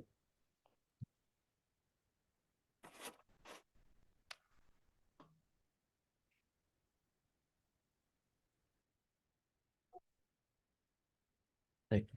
So once you open that GitHub link, you are able to see this window. And here you are able to see the load forecasting ANN Jupyter notebook. So just click on load forecasting ANN. So you can use the same piece of code with a little bit of tuning for your projects also. Actually, this is the notebook based on the content prepared by my UG student Nikita. I think she is also one of the participant currently. So based on their project in the last semester, so this notebook she shared with me and I'm demonstrating in this notebook to you. Now click on this Open Collab.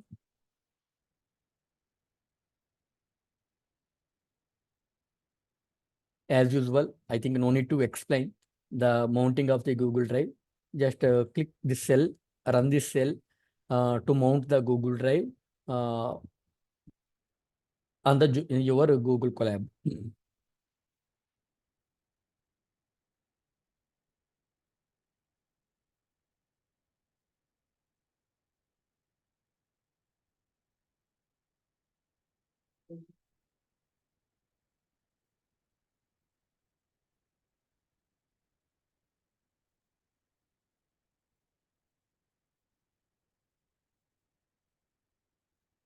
Done. Okay. Now Google Drive is mounted in the Google Colab. Now still it's going on. Right, it's completed. Now I want to implement the ANN or I want to build the neural networks or deep neural networks with the Keras deep learning framework for a regression problem. I think you are clear with the regression problem, classification problem. I think in very first class or maybe explained. Regression problem means the variable what you are going to predict. That variable is a continuous number format, continuous number. Then the problems are called as the regression problems, like temperature prediction. Temperature may be a 47, 45, 46, 35, 33, 26, 27, whatever it may be. That's a continuous number, any number, 27.5, 27.6 to 30.5, any number that can be. So that is the regression problem. So because our load will be also a regression problem, that may be a 100 megawatt or 200 megawatt or not 1 megawatt, 2 or 2.5 megawatt, 120 megawatt or whatever it may be. So it's a regression problem. So Keras is a deep learning framework in the Python. And I am trying to build the ANN using this Keras. So first see, I'm trying to load the NumPy array and matplotlib.pyplot for the pictorial representations. And these are called as the alias names. You may omit this part also. If you not keep this as NP, then in Python, whenever you want to call this library, you can call as numpy dot. But if you use as.np, then you can call this library as np dot. So make your calling easy that we are keeping the alias names like this. Similarly, matplotlib.pyplot as a PLT. Now import your Keras. Keras is the deep learning library that helps you to code deep neural networks. Okay. So again, from the Keras, you need to import the sequential. And from the Keras, you have to, from the Keras.layers, you have to import the dense layers. And from the, actually, from the TensorFlow and Keras, optimizers, you have to import the actually different optimizers. Actually, there is a complete course. So how RMS prop will works, how ADA delta will works, how SGD will work, how ADA grad will work, how ADAM will work. So we are not going to discuss about that one because for every algorithm, it will take 3 hours again for mathematical analysis and the implementation. So that's, but here we are, so from this Keras optimizers, so I am calling the RMS prop. So if you want to use the RMS prop, you can use directly with RMS prop. That's it. But as of now, you don't know what happened behind. Okay, but okay, RMS prop you are optimizer utilizing, or ADA delta you are utilizing, or you are using SGD, or you are using ADA grad, whatever it may be. And similarly, import pandas as PD. If you want to, as we are dealing with the data, so you have to import the pandas as PD. Okay, so you have to import the all the optimizers. You have to import the dense layers. You have to import the sequence models. You have to import your Keras deep learning library. You have to import all the NumPy libraries, pandas libraries, matplotlib libraries. So just importing all the required libraries. Just same piece of code you can use for your project also. So now drive mount is completed. This one is completed. Why I am mounting the drive? Because the data which I am using for the load forecasting is available in my Google Drive. That's why I am mounting my Google Drive in the Google Colab. Next, your load data. Load data. So my data will be available in my Google Drive in NNDL data folder. And in the data folder, that load file is load.xlsx. Okay. Now, whatever. Yes, sir. Yes, yes, sir. We can use CSV also, but my load, my data files are stored in the form of .xlsx. So I am using read_xl. If your file in the .csv format, then you have to use the read_csv. You can use either CSV or XLX because my data is in the format of load.xlsx. So I am using the pd.read_xl. Nothing, sir, nothing. Just we are saving the data like that. So we are calling using the read_xl. That's it. So you can store in CSV also, you can work in the same fashion. Nothing will happen. So again, so I am reading the data from this path, and that's complete data is assigned to a variable called load_data. Now my load_data variable contains the whole data set. Now, whatever the columns are available in my load_data, all the columns I want to keep it in a separate variable. Reason I will tell you later. Why you are separately extracting the column names. Dot columns means only column names. So list of columns will have the information about the L of t minus 1, L of t minus 2, L of t minus 4. Only column names will be available here. List of columns. What are the columns are there? L of t minus 1 column, L of t minus 2 column, like that. That information I want to store here. The reason you are going to know at end. It's not mandatory, but for some special requirement, I am keeping aside that columns. And now I want to show the complete load data, not complete data on head, top 5 samples. That's it.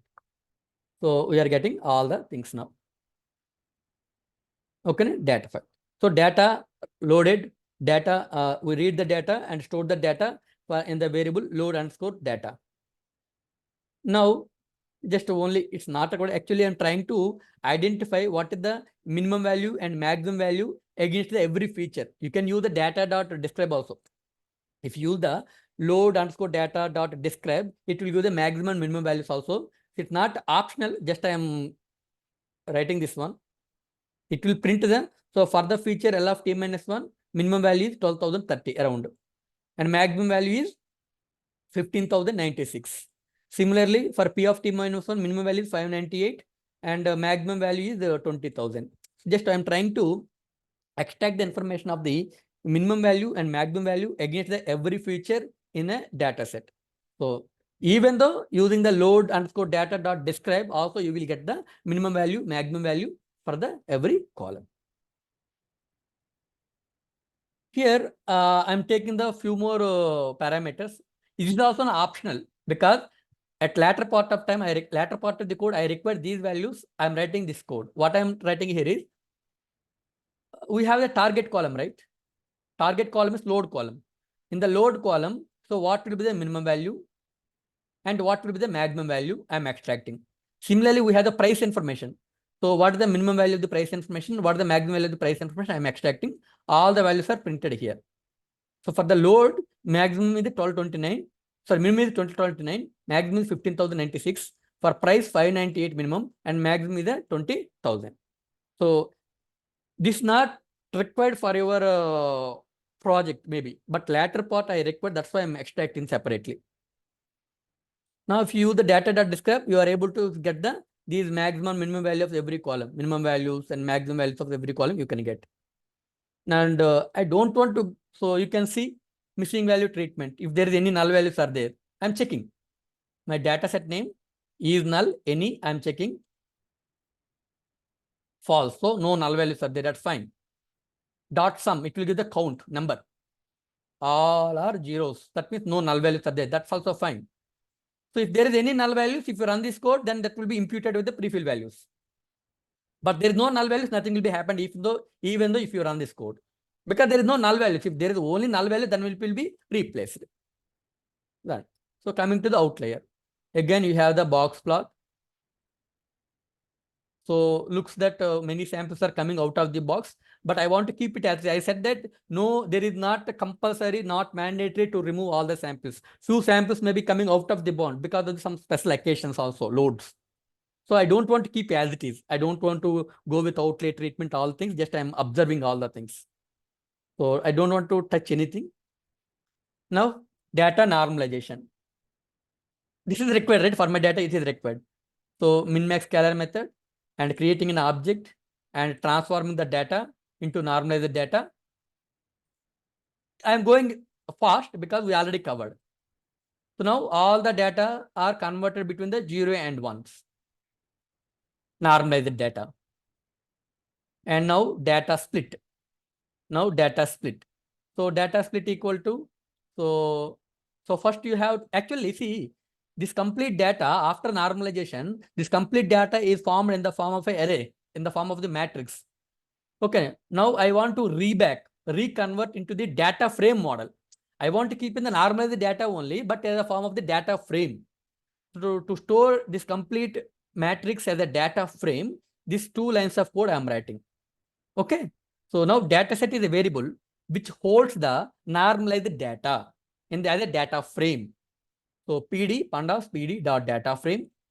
You have to pass the data, which data you want to convert, you want to store it as a data frame. That data you have to pass. Data, what is the data? Load underscore data underscore norm. This is the normalized data. This is in the matrix form. I want to store this matrix form data into the data frame. That's a PD dot data frame, and pass the data, which data you want to store. I'm passing the data. And what are the columns for your data frame? So what are the columns available in the original data? Same columns I want to use. Only things are data is normalized. The features will be same. L of t minus 1, L of t minus 2, like that. Yes, sir. Yes, sir. Initially, when we load the data from the Excel file, it will be in the form of the data frame. But later, when I'm normalizing the data, then it is converted as a matrix. Once I'm normalizing the data, it is converted as a matrix. Now, once I go to the data split, again, I require the data in the form of the data frame. So again, I'm converting this data into the data frame. Only the representation changes, the values are not changing. Only the representation, here the data is represented in the form of the matrix format, and here I am trying to represent in the form of the data frame. The values will be remain same. The values will be remain same. 0.261237, 0.261237. The values are remain same. Only here it is in the matrix form. Now again reback it to the data frame. So this is the complete data stored in the data set. This is the complete normalized data stored in the data set. And all the columns same as our original data columns, because I don't want to change the column names. I want to replace the your actual data with the normalized data. That's it, in the form of the data frame. So after that, what to do? Again, so we have to split the data as input features and output variable. So first 10 columns are the input features. So dataset.ilog.values, those are the maybe input features, and y values only 10th index means 11th column is a target value L of t. I am extracting the only what happened. Data set is not defined. Okay, I think it's not ideal. Done. Okay. Now what happened? So this is complete information is related to your input features, and this column is corresponding to output. That means when this is the input feature and the corresponding output feature value, this one normalized, and this is the input feature and the corresponding output is this one. Like that is the X input and Y output is splitted. After that, what I am doing now, it is a splitting column wise. That means first 10 columns inputs and last 11th column is the output. That is not actual data splitting. The data splitting means we have to split the data input feature for the training, input feature for the testing, output variable for the training, and output variable for the testing. That is called as your data split. That you have to do in the normal, in the randomly. That should be done randomly. So from sklearn model selection, import train test split method, you have to, we know already, we discussed in the previous, yes, sir, randomly. So the train split method by default, it will done randomly. So from sklearn model selection, import your method train underscore test underscore split. Now for this method, you have to pass your input features, you have to pass your output features, you have to tell testing how much % of data you want to use for the testing. This random state equal to 0, right? Actually, train underscore test underscore split method will split the data randomly. That means if you run this code now, few samples for the training and few samples for the testing. If you run the code again, maybe another, let us, I have the 100 samples, 20% for the testing and remaining 80% for the training. So once I run the train split method, 80 samples go for the training, 20 samples for the testing. When you run again, because this is done randomly, again 80 and 20, but samples may not be same. It may be changed again, right? So that's why if you want to split the data randomly, but the samples of data remain same in your train and test, then you have to give some number, random underscore state equal to 0. Then, yes, sir. Unseen. So your model will be trained based on the train and X train and Y train only. So your model will not see the X test and Y test because we are not feeding this data to your model.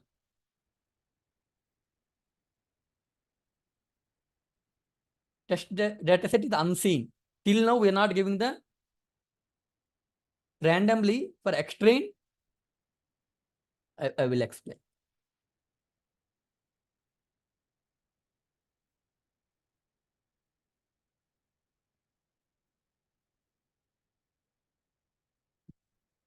So let us assume X1, X2, and Y. Let us assume, for example, so 2, 3, 1, 4, 2, 2, 5, 3, 2, 4, 2, 3, 2, 4, 5. Let us do 5 samples. Okay. Now, out of 5 samples, 40% means 5 samples. For example, I'm telling 40%, 40 by 100, I think. Right. 40 by 100, that means 200 by 10. 5 samples, right? Only 2 samples. 2 samples, right? That means 2 samples for the testing and 2 samples for the training, right? Now, X train corresponding Y train, X test and corresponding Y test. X test, Y test. Now, you had split the data randomly. Randomly means maybe this one go to training. That means 2, 3, 1. This just go to training. 4, 2, 2. Maybe this one go to the testing. 5, 3, 2. And this may be going for training. 4, 2, 3, and this may be going for the testing 2, 4, 5. So this is my test data set and this is my train data set that is done randomly. But if you run the train split method once again, maybe 3 samples will be there, but these 3 samples not the same as what you get in the previously. That's why we are keeping the random state equal to some number. When you use that number, whenever, how many times you are running the cell, every time you are able to see these training features, these testing features only. But these are split randomly only. But I want to keep the same randomly selected one every time. That's why I'm keeping the random state equal to 0.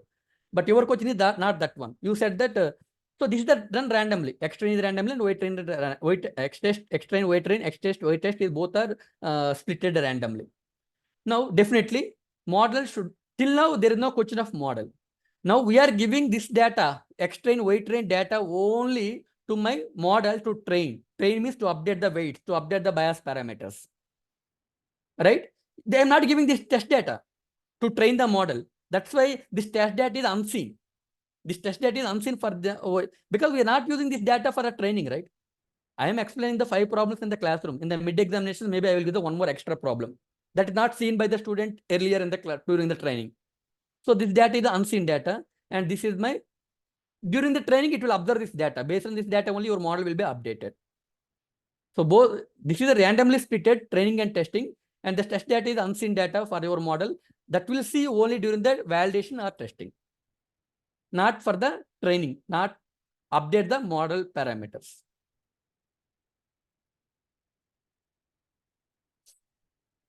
So I think, so now I split the data with like this. So that's all.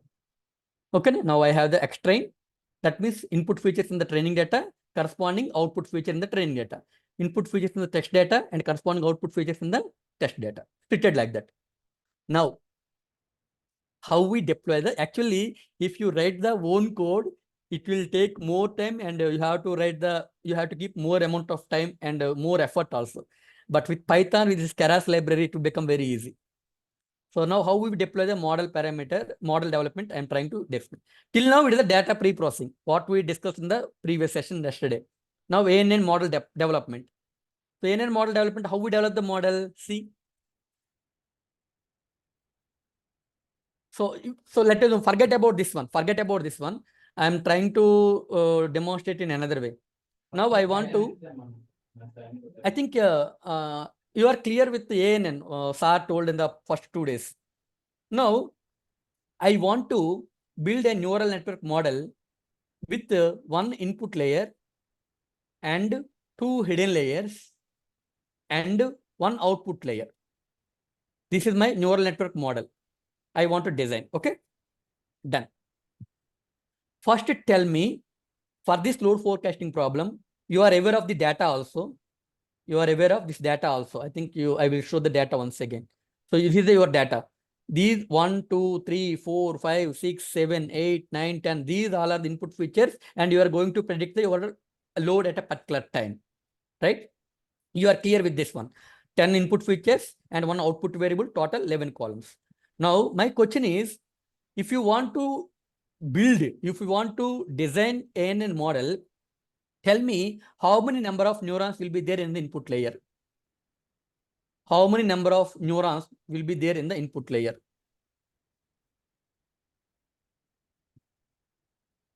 How many number of neurons will be there in the input layer? Anyone, please? So that is the number of columns equals to number of. It is based on the current, right?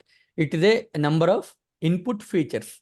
The number of neurons in the input layer of your ANN model is depending upon the number of input features. Because we have the number of input features equal to 10, so you have to keep the number of input features equal to 10. Okay, so feature 1 maybe L of t minus 1, L of t minus 2, and so on. Last one is maybe season, I think so, like that. Okay, yeah. Now I want to keep actually the number of hidden layers and the number of hidden neurons are the hyperparameters. Actually, we give some figures like 1.5 like that, right? But there is no thumb rule how many number of hidden layers, how many number of hidden neurons we have to keep. Just what we follow is that's the 1.5 times justly we are taking one value, but there is no guarantee that every time it will perform well. So then what we will do is, I think I will show later. Wait, I will show otherwise.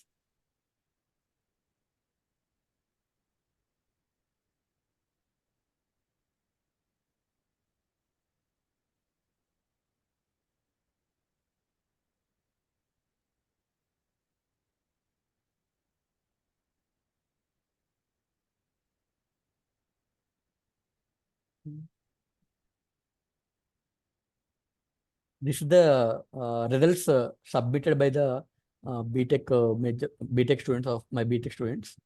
So load forecasting, result analysis, right? So what we did here is, actually there is no thumb rule. Generally we are demonstrating as 1.5, but there is no guarantee that it will give the better performance always. So what we did is, so we want to increase, first we will take the only one hidden layer. We want to take the only one hidden layer. And we change the number of neurons based on 80% of the input layer, 100%, 120%, 40, 140, 160, 200, like that. We are randomly changing. So input layer have the 10 neurons. So 80% means 10 into 80 divided by 100. That means 8 neurons we kept in the hidden layer. Similarly, 100% means 10. 120% means 12. 140 means 14. 160 means 16. Like that, we take only one layer initially, and we tried with various number of neurons, and we calculated the training and testing errors with sigmoid activation function, because that complete architecture is random. So how many layers it will give best result, how many neurons it will give the best result, which activation function will give the best result, we don't know until we try. So that's why we tried with multiple combinations.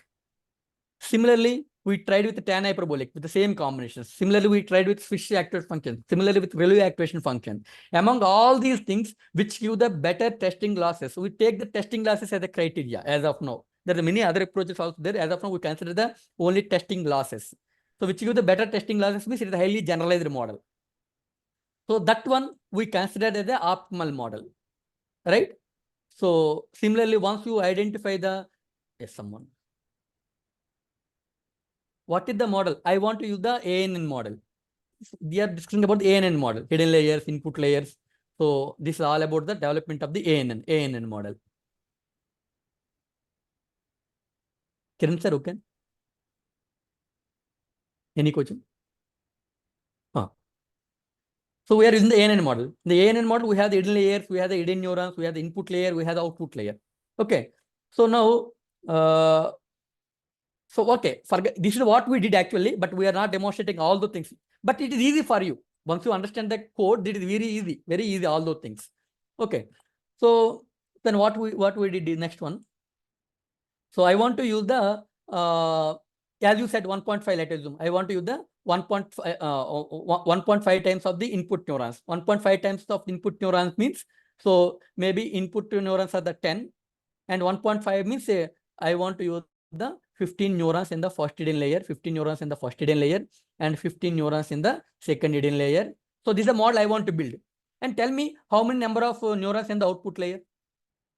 How many number of neurons we have to keep in the output layer? Only one, because we are going to predict only L of t. At a particular time, we are going to predict the load. So it is the only one. Now you have to completely interconnected. All are the fully connected neural network model. Now I want to design this model using the ANN. So I want to design this model using the ANN. And number of neurons in the output layer and number of neurons in the input layer is directly depending upon the what approach you are followed, what data set you are using. Yes, sir. Yes, sir. We can use the multiple target also. But in case my problem is I want to predict the load at a particular time based on the last 2 hours data, based on the last 2 days data, based on the last 2 hours price data, based on the last 2 days price data, and season and day. I want to predict the load at a particular time. We can use the multiple targets also. We can use multiple targets also. I am using only one target. I am trying to forecast the load at 6 a.m. Later, I want to use the load at 7 a.m. Whatever it may be. That's it. So now I want to build this ANN model. So how we build this ANN model using the Keras? It is very easy also. So otherwise, it is very difficult to build the complete code.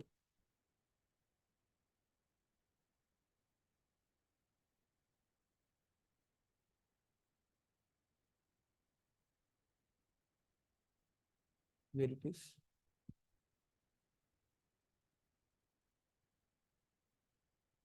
Yeah, here. Okay. Now data is ready. Now I want to build the ANN model, right? See now.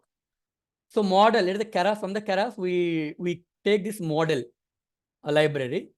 So you have to initialize the model as a sequential model. It will go in sequentially, input, hidden layer, output, sequential model, feed forward neural network. Now for this model, add dense means hidden layer. How? So dense means you are adding one layer. Okay. That hidden layer contains how many neurons as per our approach. So how many hidden layers we want to use and how many neurons I want to use in the first hidden layer. As per our approach, what we discussed, how many neurons we want to keep in the first hidden layer. It is 15. 15 neurons I want to keep in the first hidden layer. So dense, you have to keep here. You have to keep here. Sorry. You have to keep here.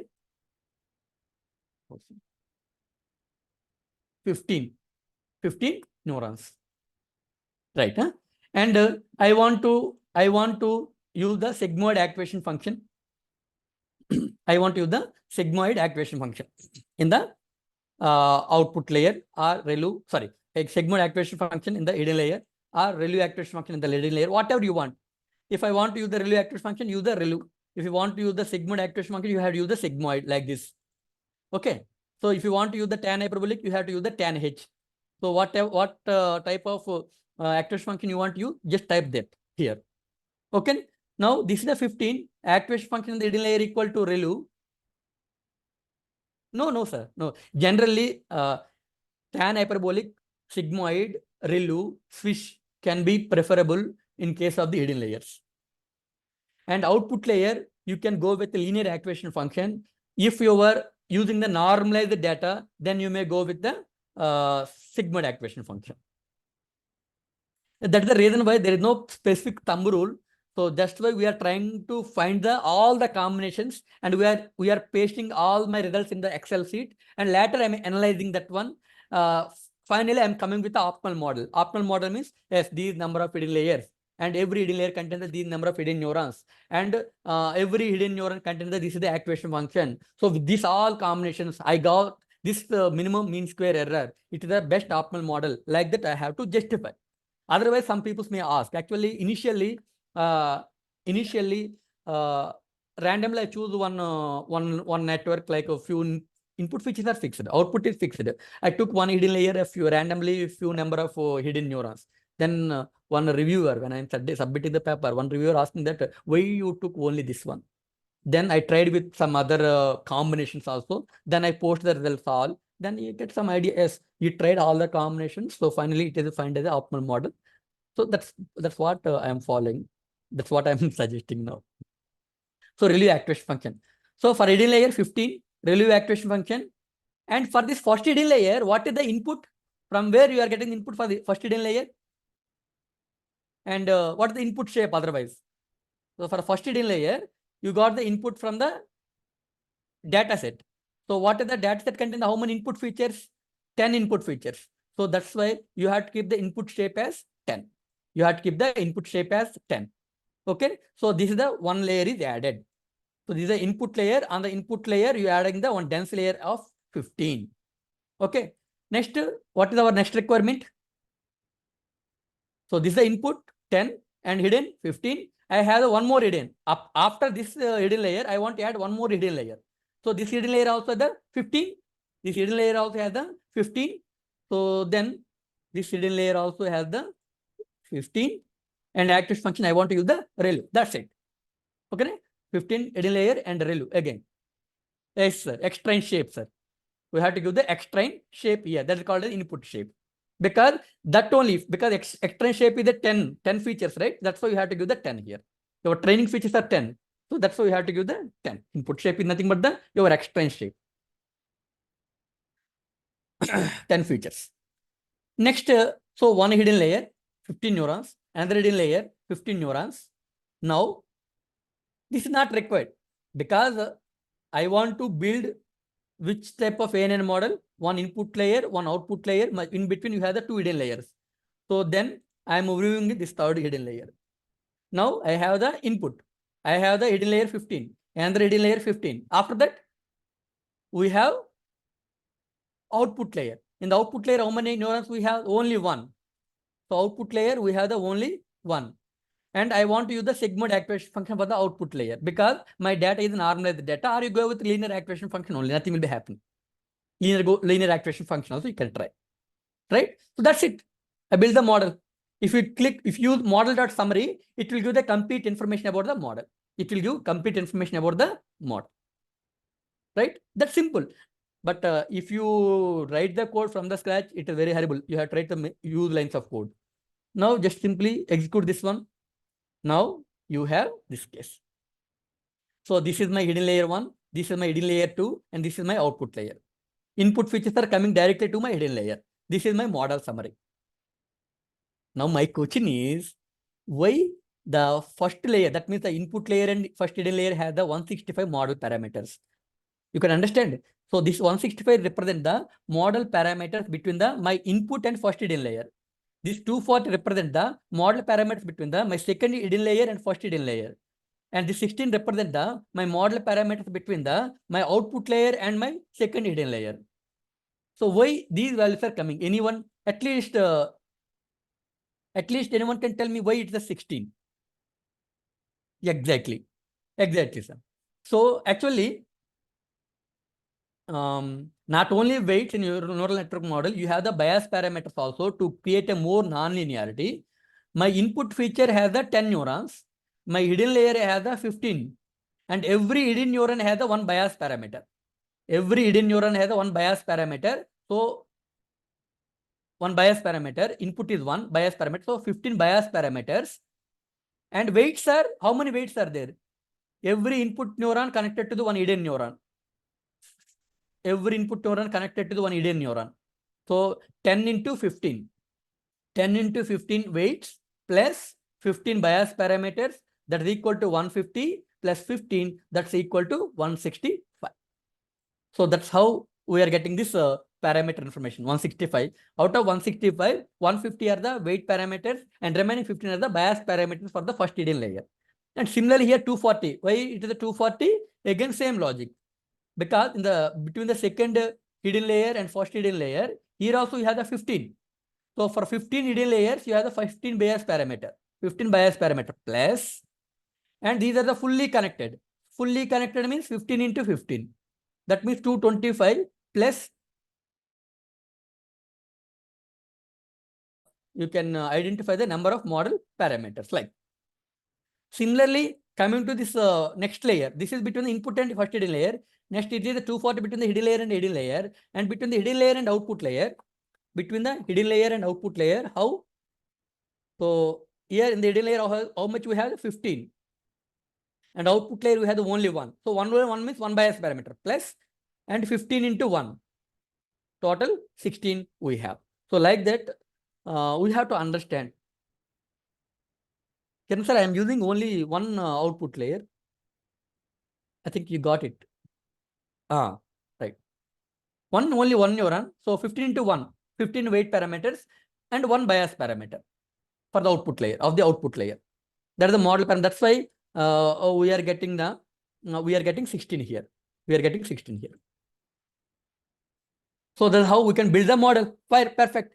So once the model is completed, now we have to use the compile the model. That means you have to tell while training the model which parameter you want to use to update the weights and which parameter you want to use to measure the performance of your model and what optimizer you want to use. You have the multiple optimizers, right? We have the SGD, we have the order delta, we have the RMS prop, we have the ADAM.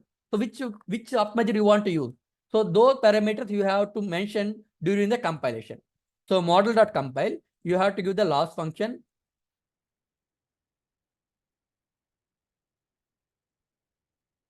Where, sir? This one, huh? So this is actually by default it will give the none one. This one.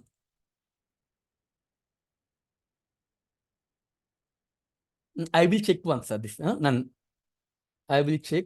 But actually, why it is giving none means the shape will not be defined directly. Because if you use the batch size one, then you are passing the only one feature, one sample of data. And when you are multiplying this weights and this weights and bias parameter with these features, so you have one shape. But if you the batch size 16, you have the your data samples also will be different. But anyhow, I will give the clear idea about this one, sir, once that. But once again, I will give some more clear idea about that one. Because you can't give the initial shape. That is depending upon the batch size. The batch size we will define later.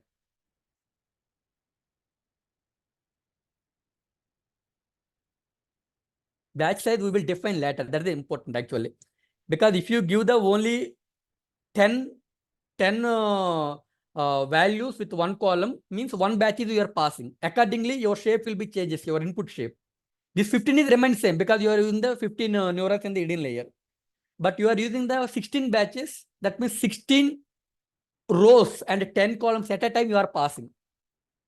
Anyhow, once again, I will give that information. Now coming to this, we are giving the batch letter. We are giving batch letter here. I am giving the batch 32. That's why we are keeping that as an empty cell. We are keeping it as an empty cell. We can't restrict there.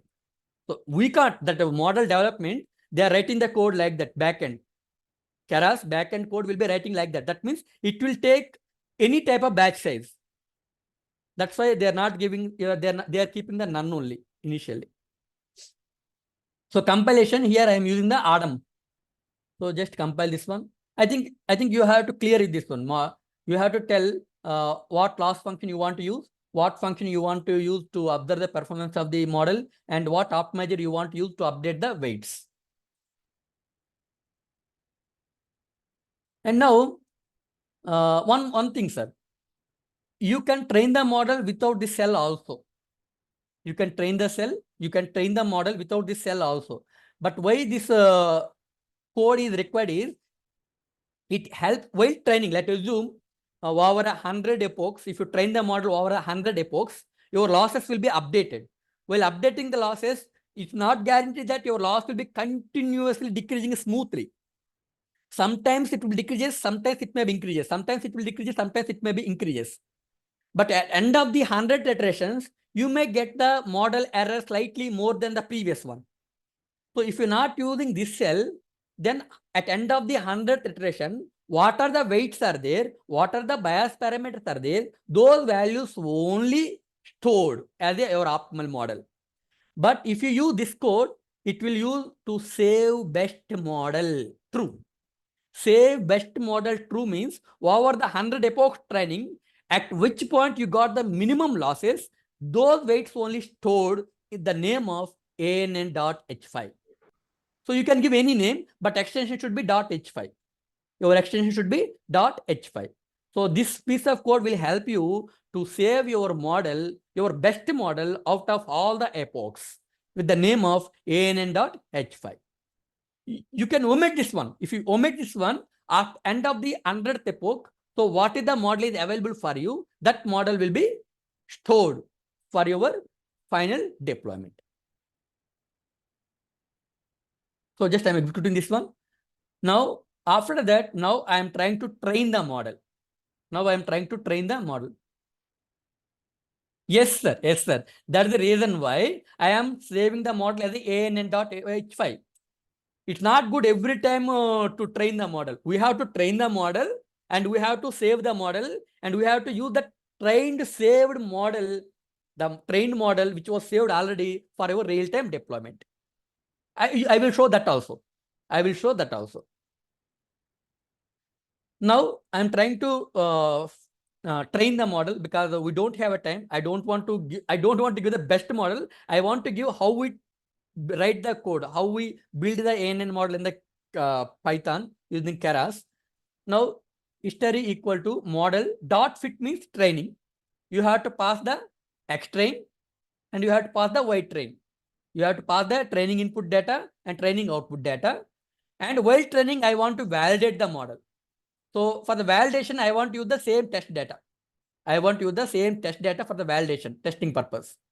And I want to give the batch size as 32. Batch size 32 means, let's assume you have the 100 samples of data, training data. First 32 pass to the model at a time, update the weight parameters. Next 32 pass to the model, update the weight parameters. Next 32 pass the model, update the weight parameters. Like that, you have to pass it as a batch. So here I am taking the batch size equal to 32. Here I am taking the number of epochs, maximum number of iterations you want to train the model, that's equal to 10 because it will take more time. So that's why I don't want to go for the 100 or 200 epochs. And verbose equal to 1. Verbose 1, verbose 2, verbose 2 means how you want to display the information. Only that's it. If you want to keep the 1, your information will be displayed like this. If you keep 2, your information will be displayed. Yes, sir. With batch size 32, based on the total number of samples available in the training data, total 583 batches will be converted. That means suppose if we have the 100 samples in the training data, if the batch size is 32, first 32 one batch, next 32 second batch, next 32 third batch, 96 completed. Next 4 is another batch. 4 batches only there in that case. So like that, that we are getting the 583 batches.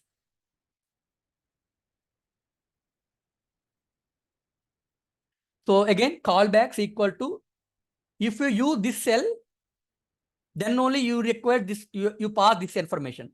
If you want to save the best model based on this information, then only you have to use this, then only you have to use this line. Otherwise, you no need to use this line. You can directly stop up to verbose 1. Now, train the model. Verbose means how you want to display this information, training information. That's it. I will show if I keep verbose equal to 1, right? I will show verbose equal to 0, how it looks like otherwise.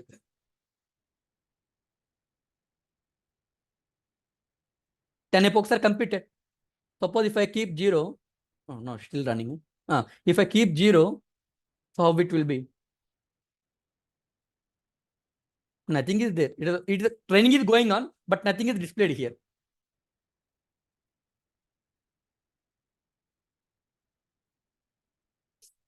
Yes, training is completed, but no information, right? I think verbose 2 also there. That's how it is displaying now. This is the verbose 2. When I take the verbose 2, this is how it is displaying.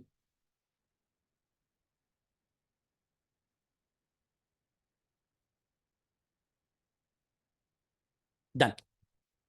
Right? This is how the information is displayed. So this is the validation loss, because in both cases we are using the mean square error, you are getting the same values. This is the training loss. This is the validation losses. So this is how the model is trained.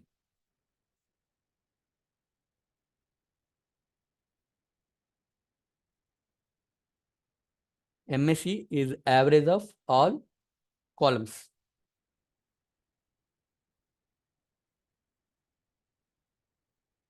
All columns is average of the, I will tell that.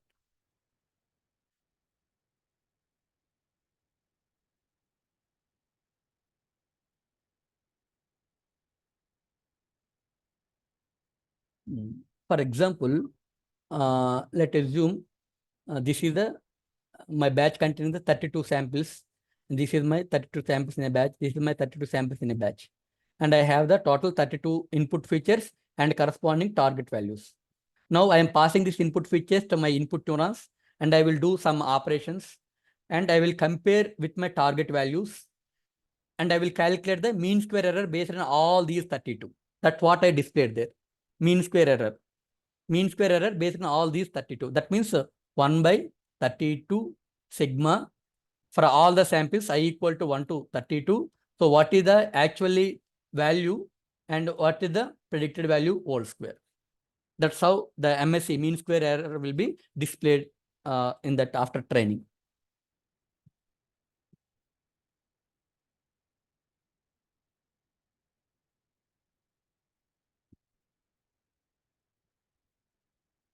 Yes, sir.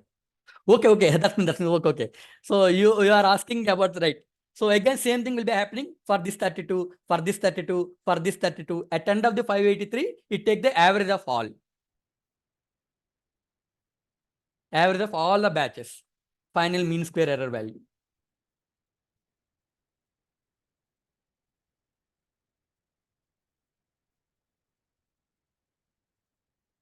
Yes.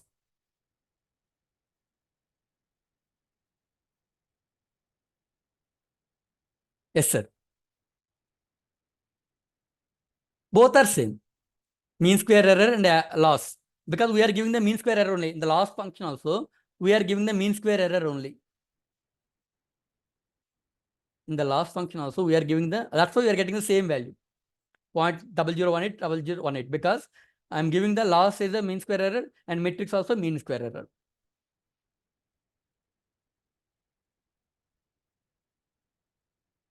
You can see same 0.18, 0.19, same values, because for the loss and the matrix, I am using the mean square error only. When random is selected, what happened? Don't understand. What you want to select randomly, sir? That's what happening at the data pre-processing only. That was randomly selected at the data pre-processing only. Data split, that is randomly selected. No. Already data is available and it will be passed as a buckets, 32 bucket of size 32. So model training. Yeah. Thank you, sir. So now training is completed. Let us zoom. I'm happy because we are demonstrating how to use it. So now going to the testing. So actually, as Kiran sir said that because I am using this test data for the validation also, already the errors are available now. So you will get the same errors again. You will get the same errors again.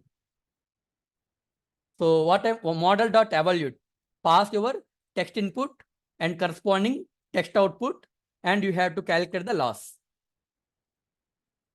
You have to calculate the losses. I think you understood. So model dot evaluate means you are testing the model. You are evaluating the model. Pass the test input features in the test data. Pass the output features in the test data, and calculate you pass that input features to your model. Already trained model. We are not updating any weights. We are not updating any bias parameter during the testing. Only it's the forward propagation. That's it. No backward propagation during the testing. So whatever the input samples available in the test data, so feed it to your model, and what are the weights and bias parameters are available, W into X plus B, that mathematical operations, and finally it will give the some output. That output is compared with the what are the actual outputs are available in the Y test, and based on that comparison, it will calculate the losses. Losses means your test mean square error value, which will be complete. So what value you are getting here? So we are getting the almost 0.0018. So same 0.0018, 0.0018. Why? Because I am using the same data, what I used the validation. So your what are the validation loss are coming at last? So same validation values are coming at last year. So testing is over, training is over. Let's assume I am happy. So I am happy. My client is happy, or supervisor is happy. Now I want to deploy in a model. I want to deploy this ANN model for the real-time prediction. Okay. So forget about this one, not a big deal, this one. So testing is over, training is over. Now, if you are not using this piece of code, if you're not writing this line here, then after training, after testing, you have to save your model. How you save the model? You have to use this code. Model.save. Model. And one more thing, I said right earlier, I want to save the model with the name of ANN.h5 after training. You can see that file here. Once the training was completed, the model will be saved as a ANN.h5 because I am giving already the instructions already given. Save best model. Best model I have to train. I have to store while training in the name of ANN.h5 that is available here. Now you can use this model for a deployment. No need to train again. You can close this complete instance and download this because if you close this one, this will be gone. Now what I'm doing is I'm trying to download. Yeah, download and save it in your laptop. And later you have to write a code for the deployment. In that code, you have to call this trained model. No need to train again, only real-time deployment. That's it. I will explain that.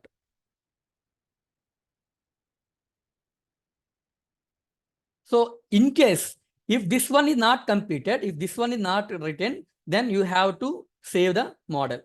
You have to save the model with this line, model.save. What name you want to use that name .h5 extension. But I'm not running this cell because already my model is saved with ANN.h5 because I already given that information in the previous cells. Now, right, fine, everything good. So now I want to deploy the model. I want to deploy the model. Training was training completed, testing completed. I am happy with the performance. Now I want to deploy the model. So how we deploy the model? So this very small piece of code. So from keras.models, import load model method or library. Model equal to load model library. Pass which model you want to load. Already your model is stored, right? You have to load that model again. You have to load the model again. So you have to load model, that file. So now that model will be saved with the name of model. And if you want to use model.summary, you can get the same information what you have. Sorry, I have to run. So this is the same model what we initially initialized. See, same model I am getting now because the same model I have stored outside. Trained model now, but it's not random weights. Trained weights, trained bias parameters. That model I am loading back and assign to a variable called model. Done. Now what I have to do? So already it's complete. Same code I am written here. From keras models, import load model. Model equal to load model. Load that model. Now this is called small piece of code for an explanation. But you may be writing some web application. You may write some mobile application. If you write a web application, you in the front end, you may incorporate few text fields. In the text fields, you are entering all the input features. Once you click on the submit button, then at the back end of the submit button, you have to use this code. So you have to load your ANN.h5 file. And this complete code, what it means, this is an input vector 1, 10. Why 1, 10? Because I have the 10 input features. And my code will ask the user to enter the input features. And all the input features will be stored in the input vector. Like this, input vector, first feature will be stored with the 0th index. Second feature will be stored in the first index. And third feature will be stored in the second index. Like that, all the input features required to predict the load based for using your model, ANN model, all the input features should be entered by the third party, external user, third user, not me. I'm developing the application. I'm giving that application to the user. The user will run the application and he will enter the values only. What happened behind it? None of his business, right? So now see what happened. ANN model loaded. Now you can run here. It is asking. What it is asking? It will ask what is the 1 hour before load. I want to predict the load at 5 o'clock. What is the load at 1 hour before? What is the load at 4 o'clock? Let's assume I'm giving the random values. Okay. 1200. Okay. It is asking what the 2 hours before load. Let's assume I'm giving the 1300. Okay. It is asking 1 hour before, 1 day before how much? Again, I'm using the 1200. And I am using some 1400. Just example I'm taking. Okay. And what about this one? So I'm writing the 10,000. And I'm entering the 12,000. And again entering the 11,000. And I'm entering the something again 12,000. And it is asking day status. It is a weekend or weekday. So I am assuming it is a weekday. Then 0. Okay. And asking season status. So what is the season status? So now with the March, April, May, June. Maybe let us assume summer. Rainy season, summer season, winter season. So that is summer means 1. That's it. So whatever the data is entered by the third user, all the data is stored to the input vector like this. Okay. Now you have to reshape because your model is expecting input as a 1 column and 10 rows. So you have to reshape that vector and pass this vector to your model. Model is already H5 model saved, right? that model dot predict and pass this information, then you will get the output. So because we need to match our input with the input what our model is expecting. We have to keep like 1, 10, but it's expecting 1 row and 10 columns. So you have to reshape that information like this. So now what I'm doing, I'm getting the predicted load equal to 2188, some value. So if you not reshape that one, it will not take, it will throw an error. It will throw an error if you not reshape it. So this is only, it's not related to our ANN, it's not related to some other AI machine learning technique. This is only in point of view Python programming. We have to reshape the data. As per what we did, what the input we are giving, we are reshaping the data. Otherwise, it will. You say not. I think so. We have to reshape it.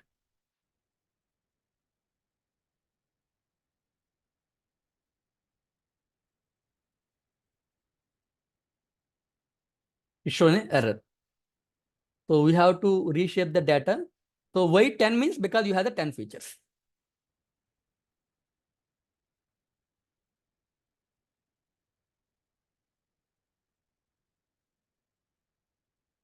Then so we have this one.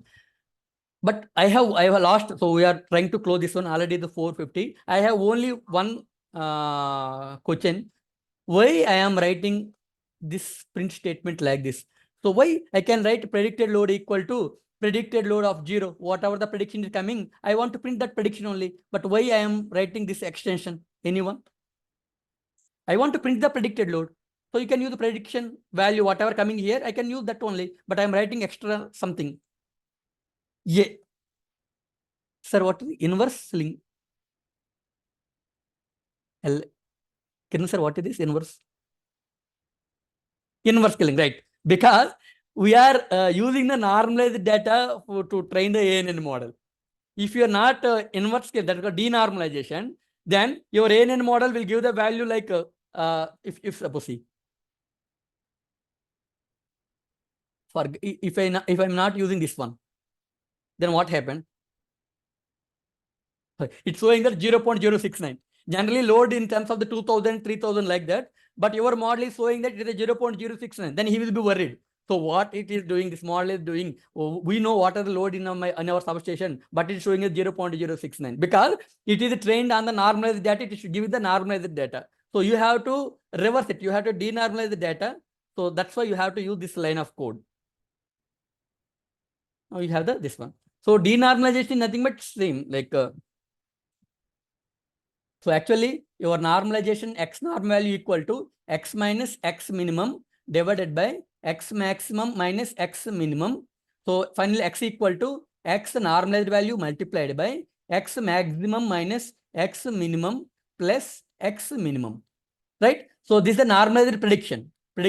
Normalized prediction multiplied by maximum minus minimum plus minimum. That's what you are able to see here.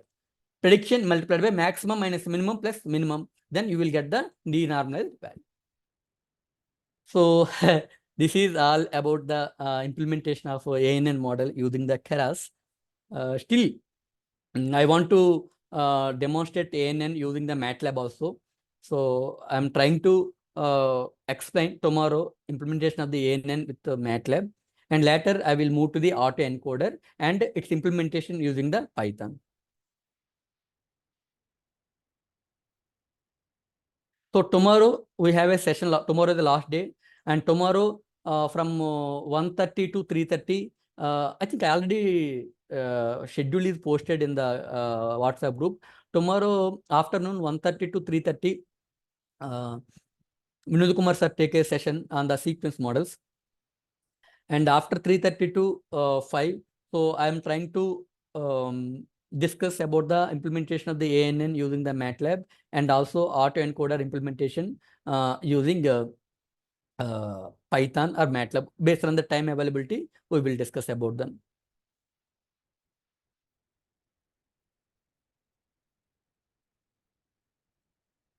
What's I think it's the 5 days, right? We're starting in the Monday. No?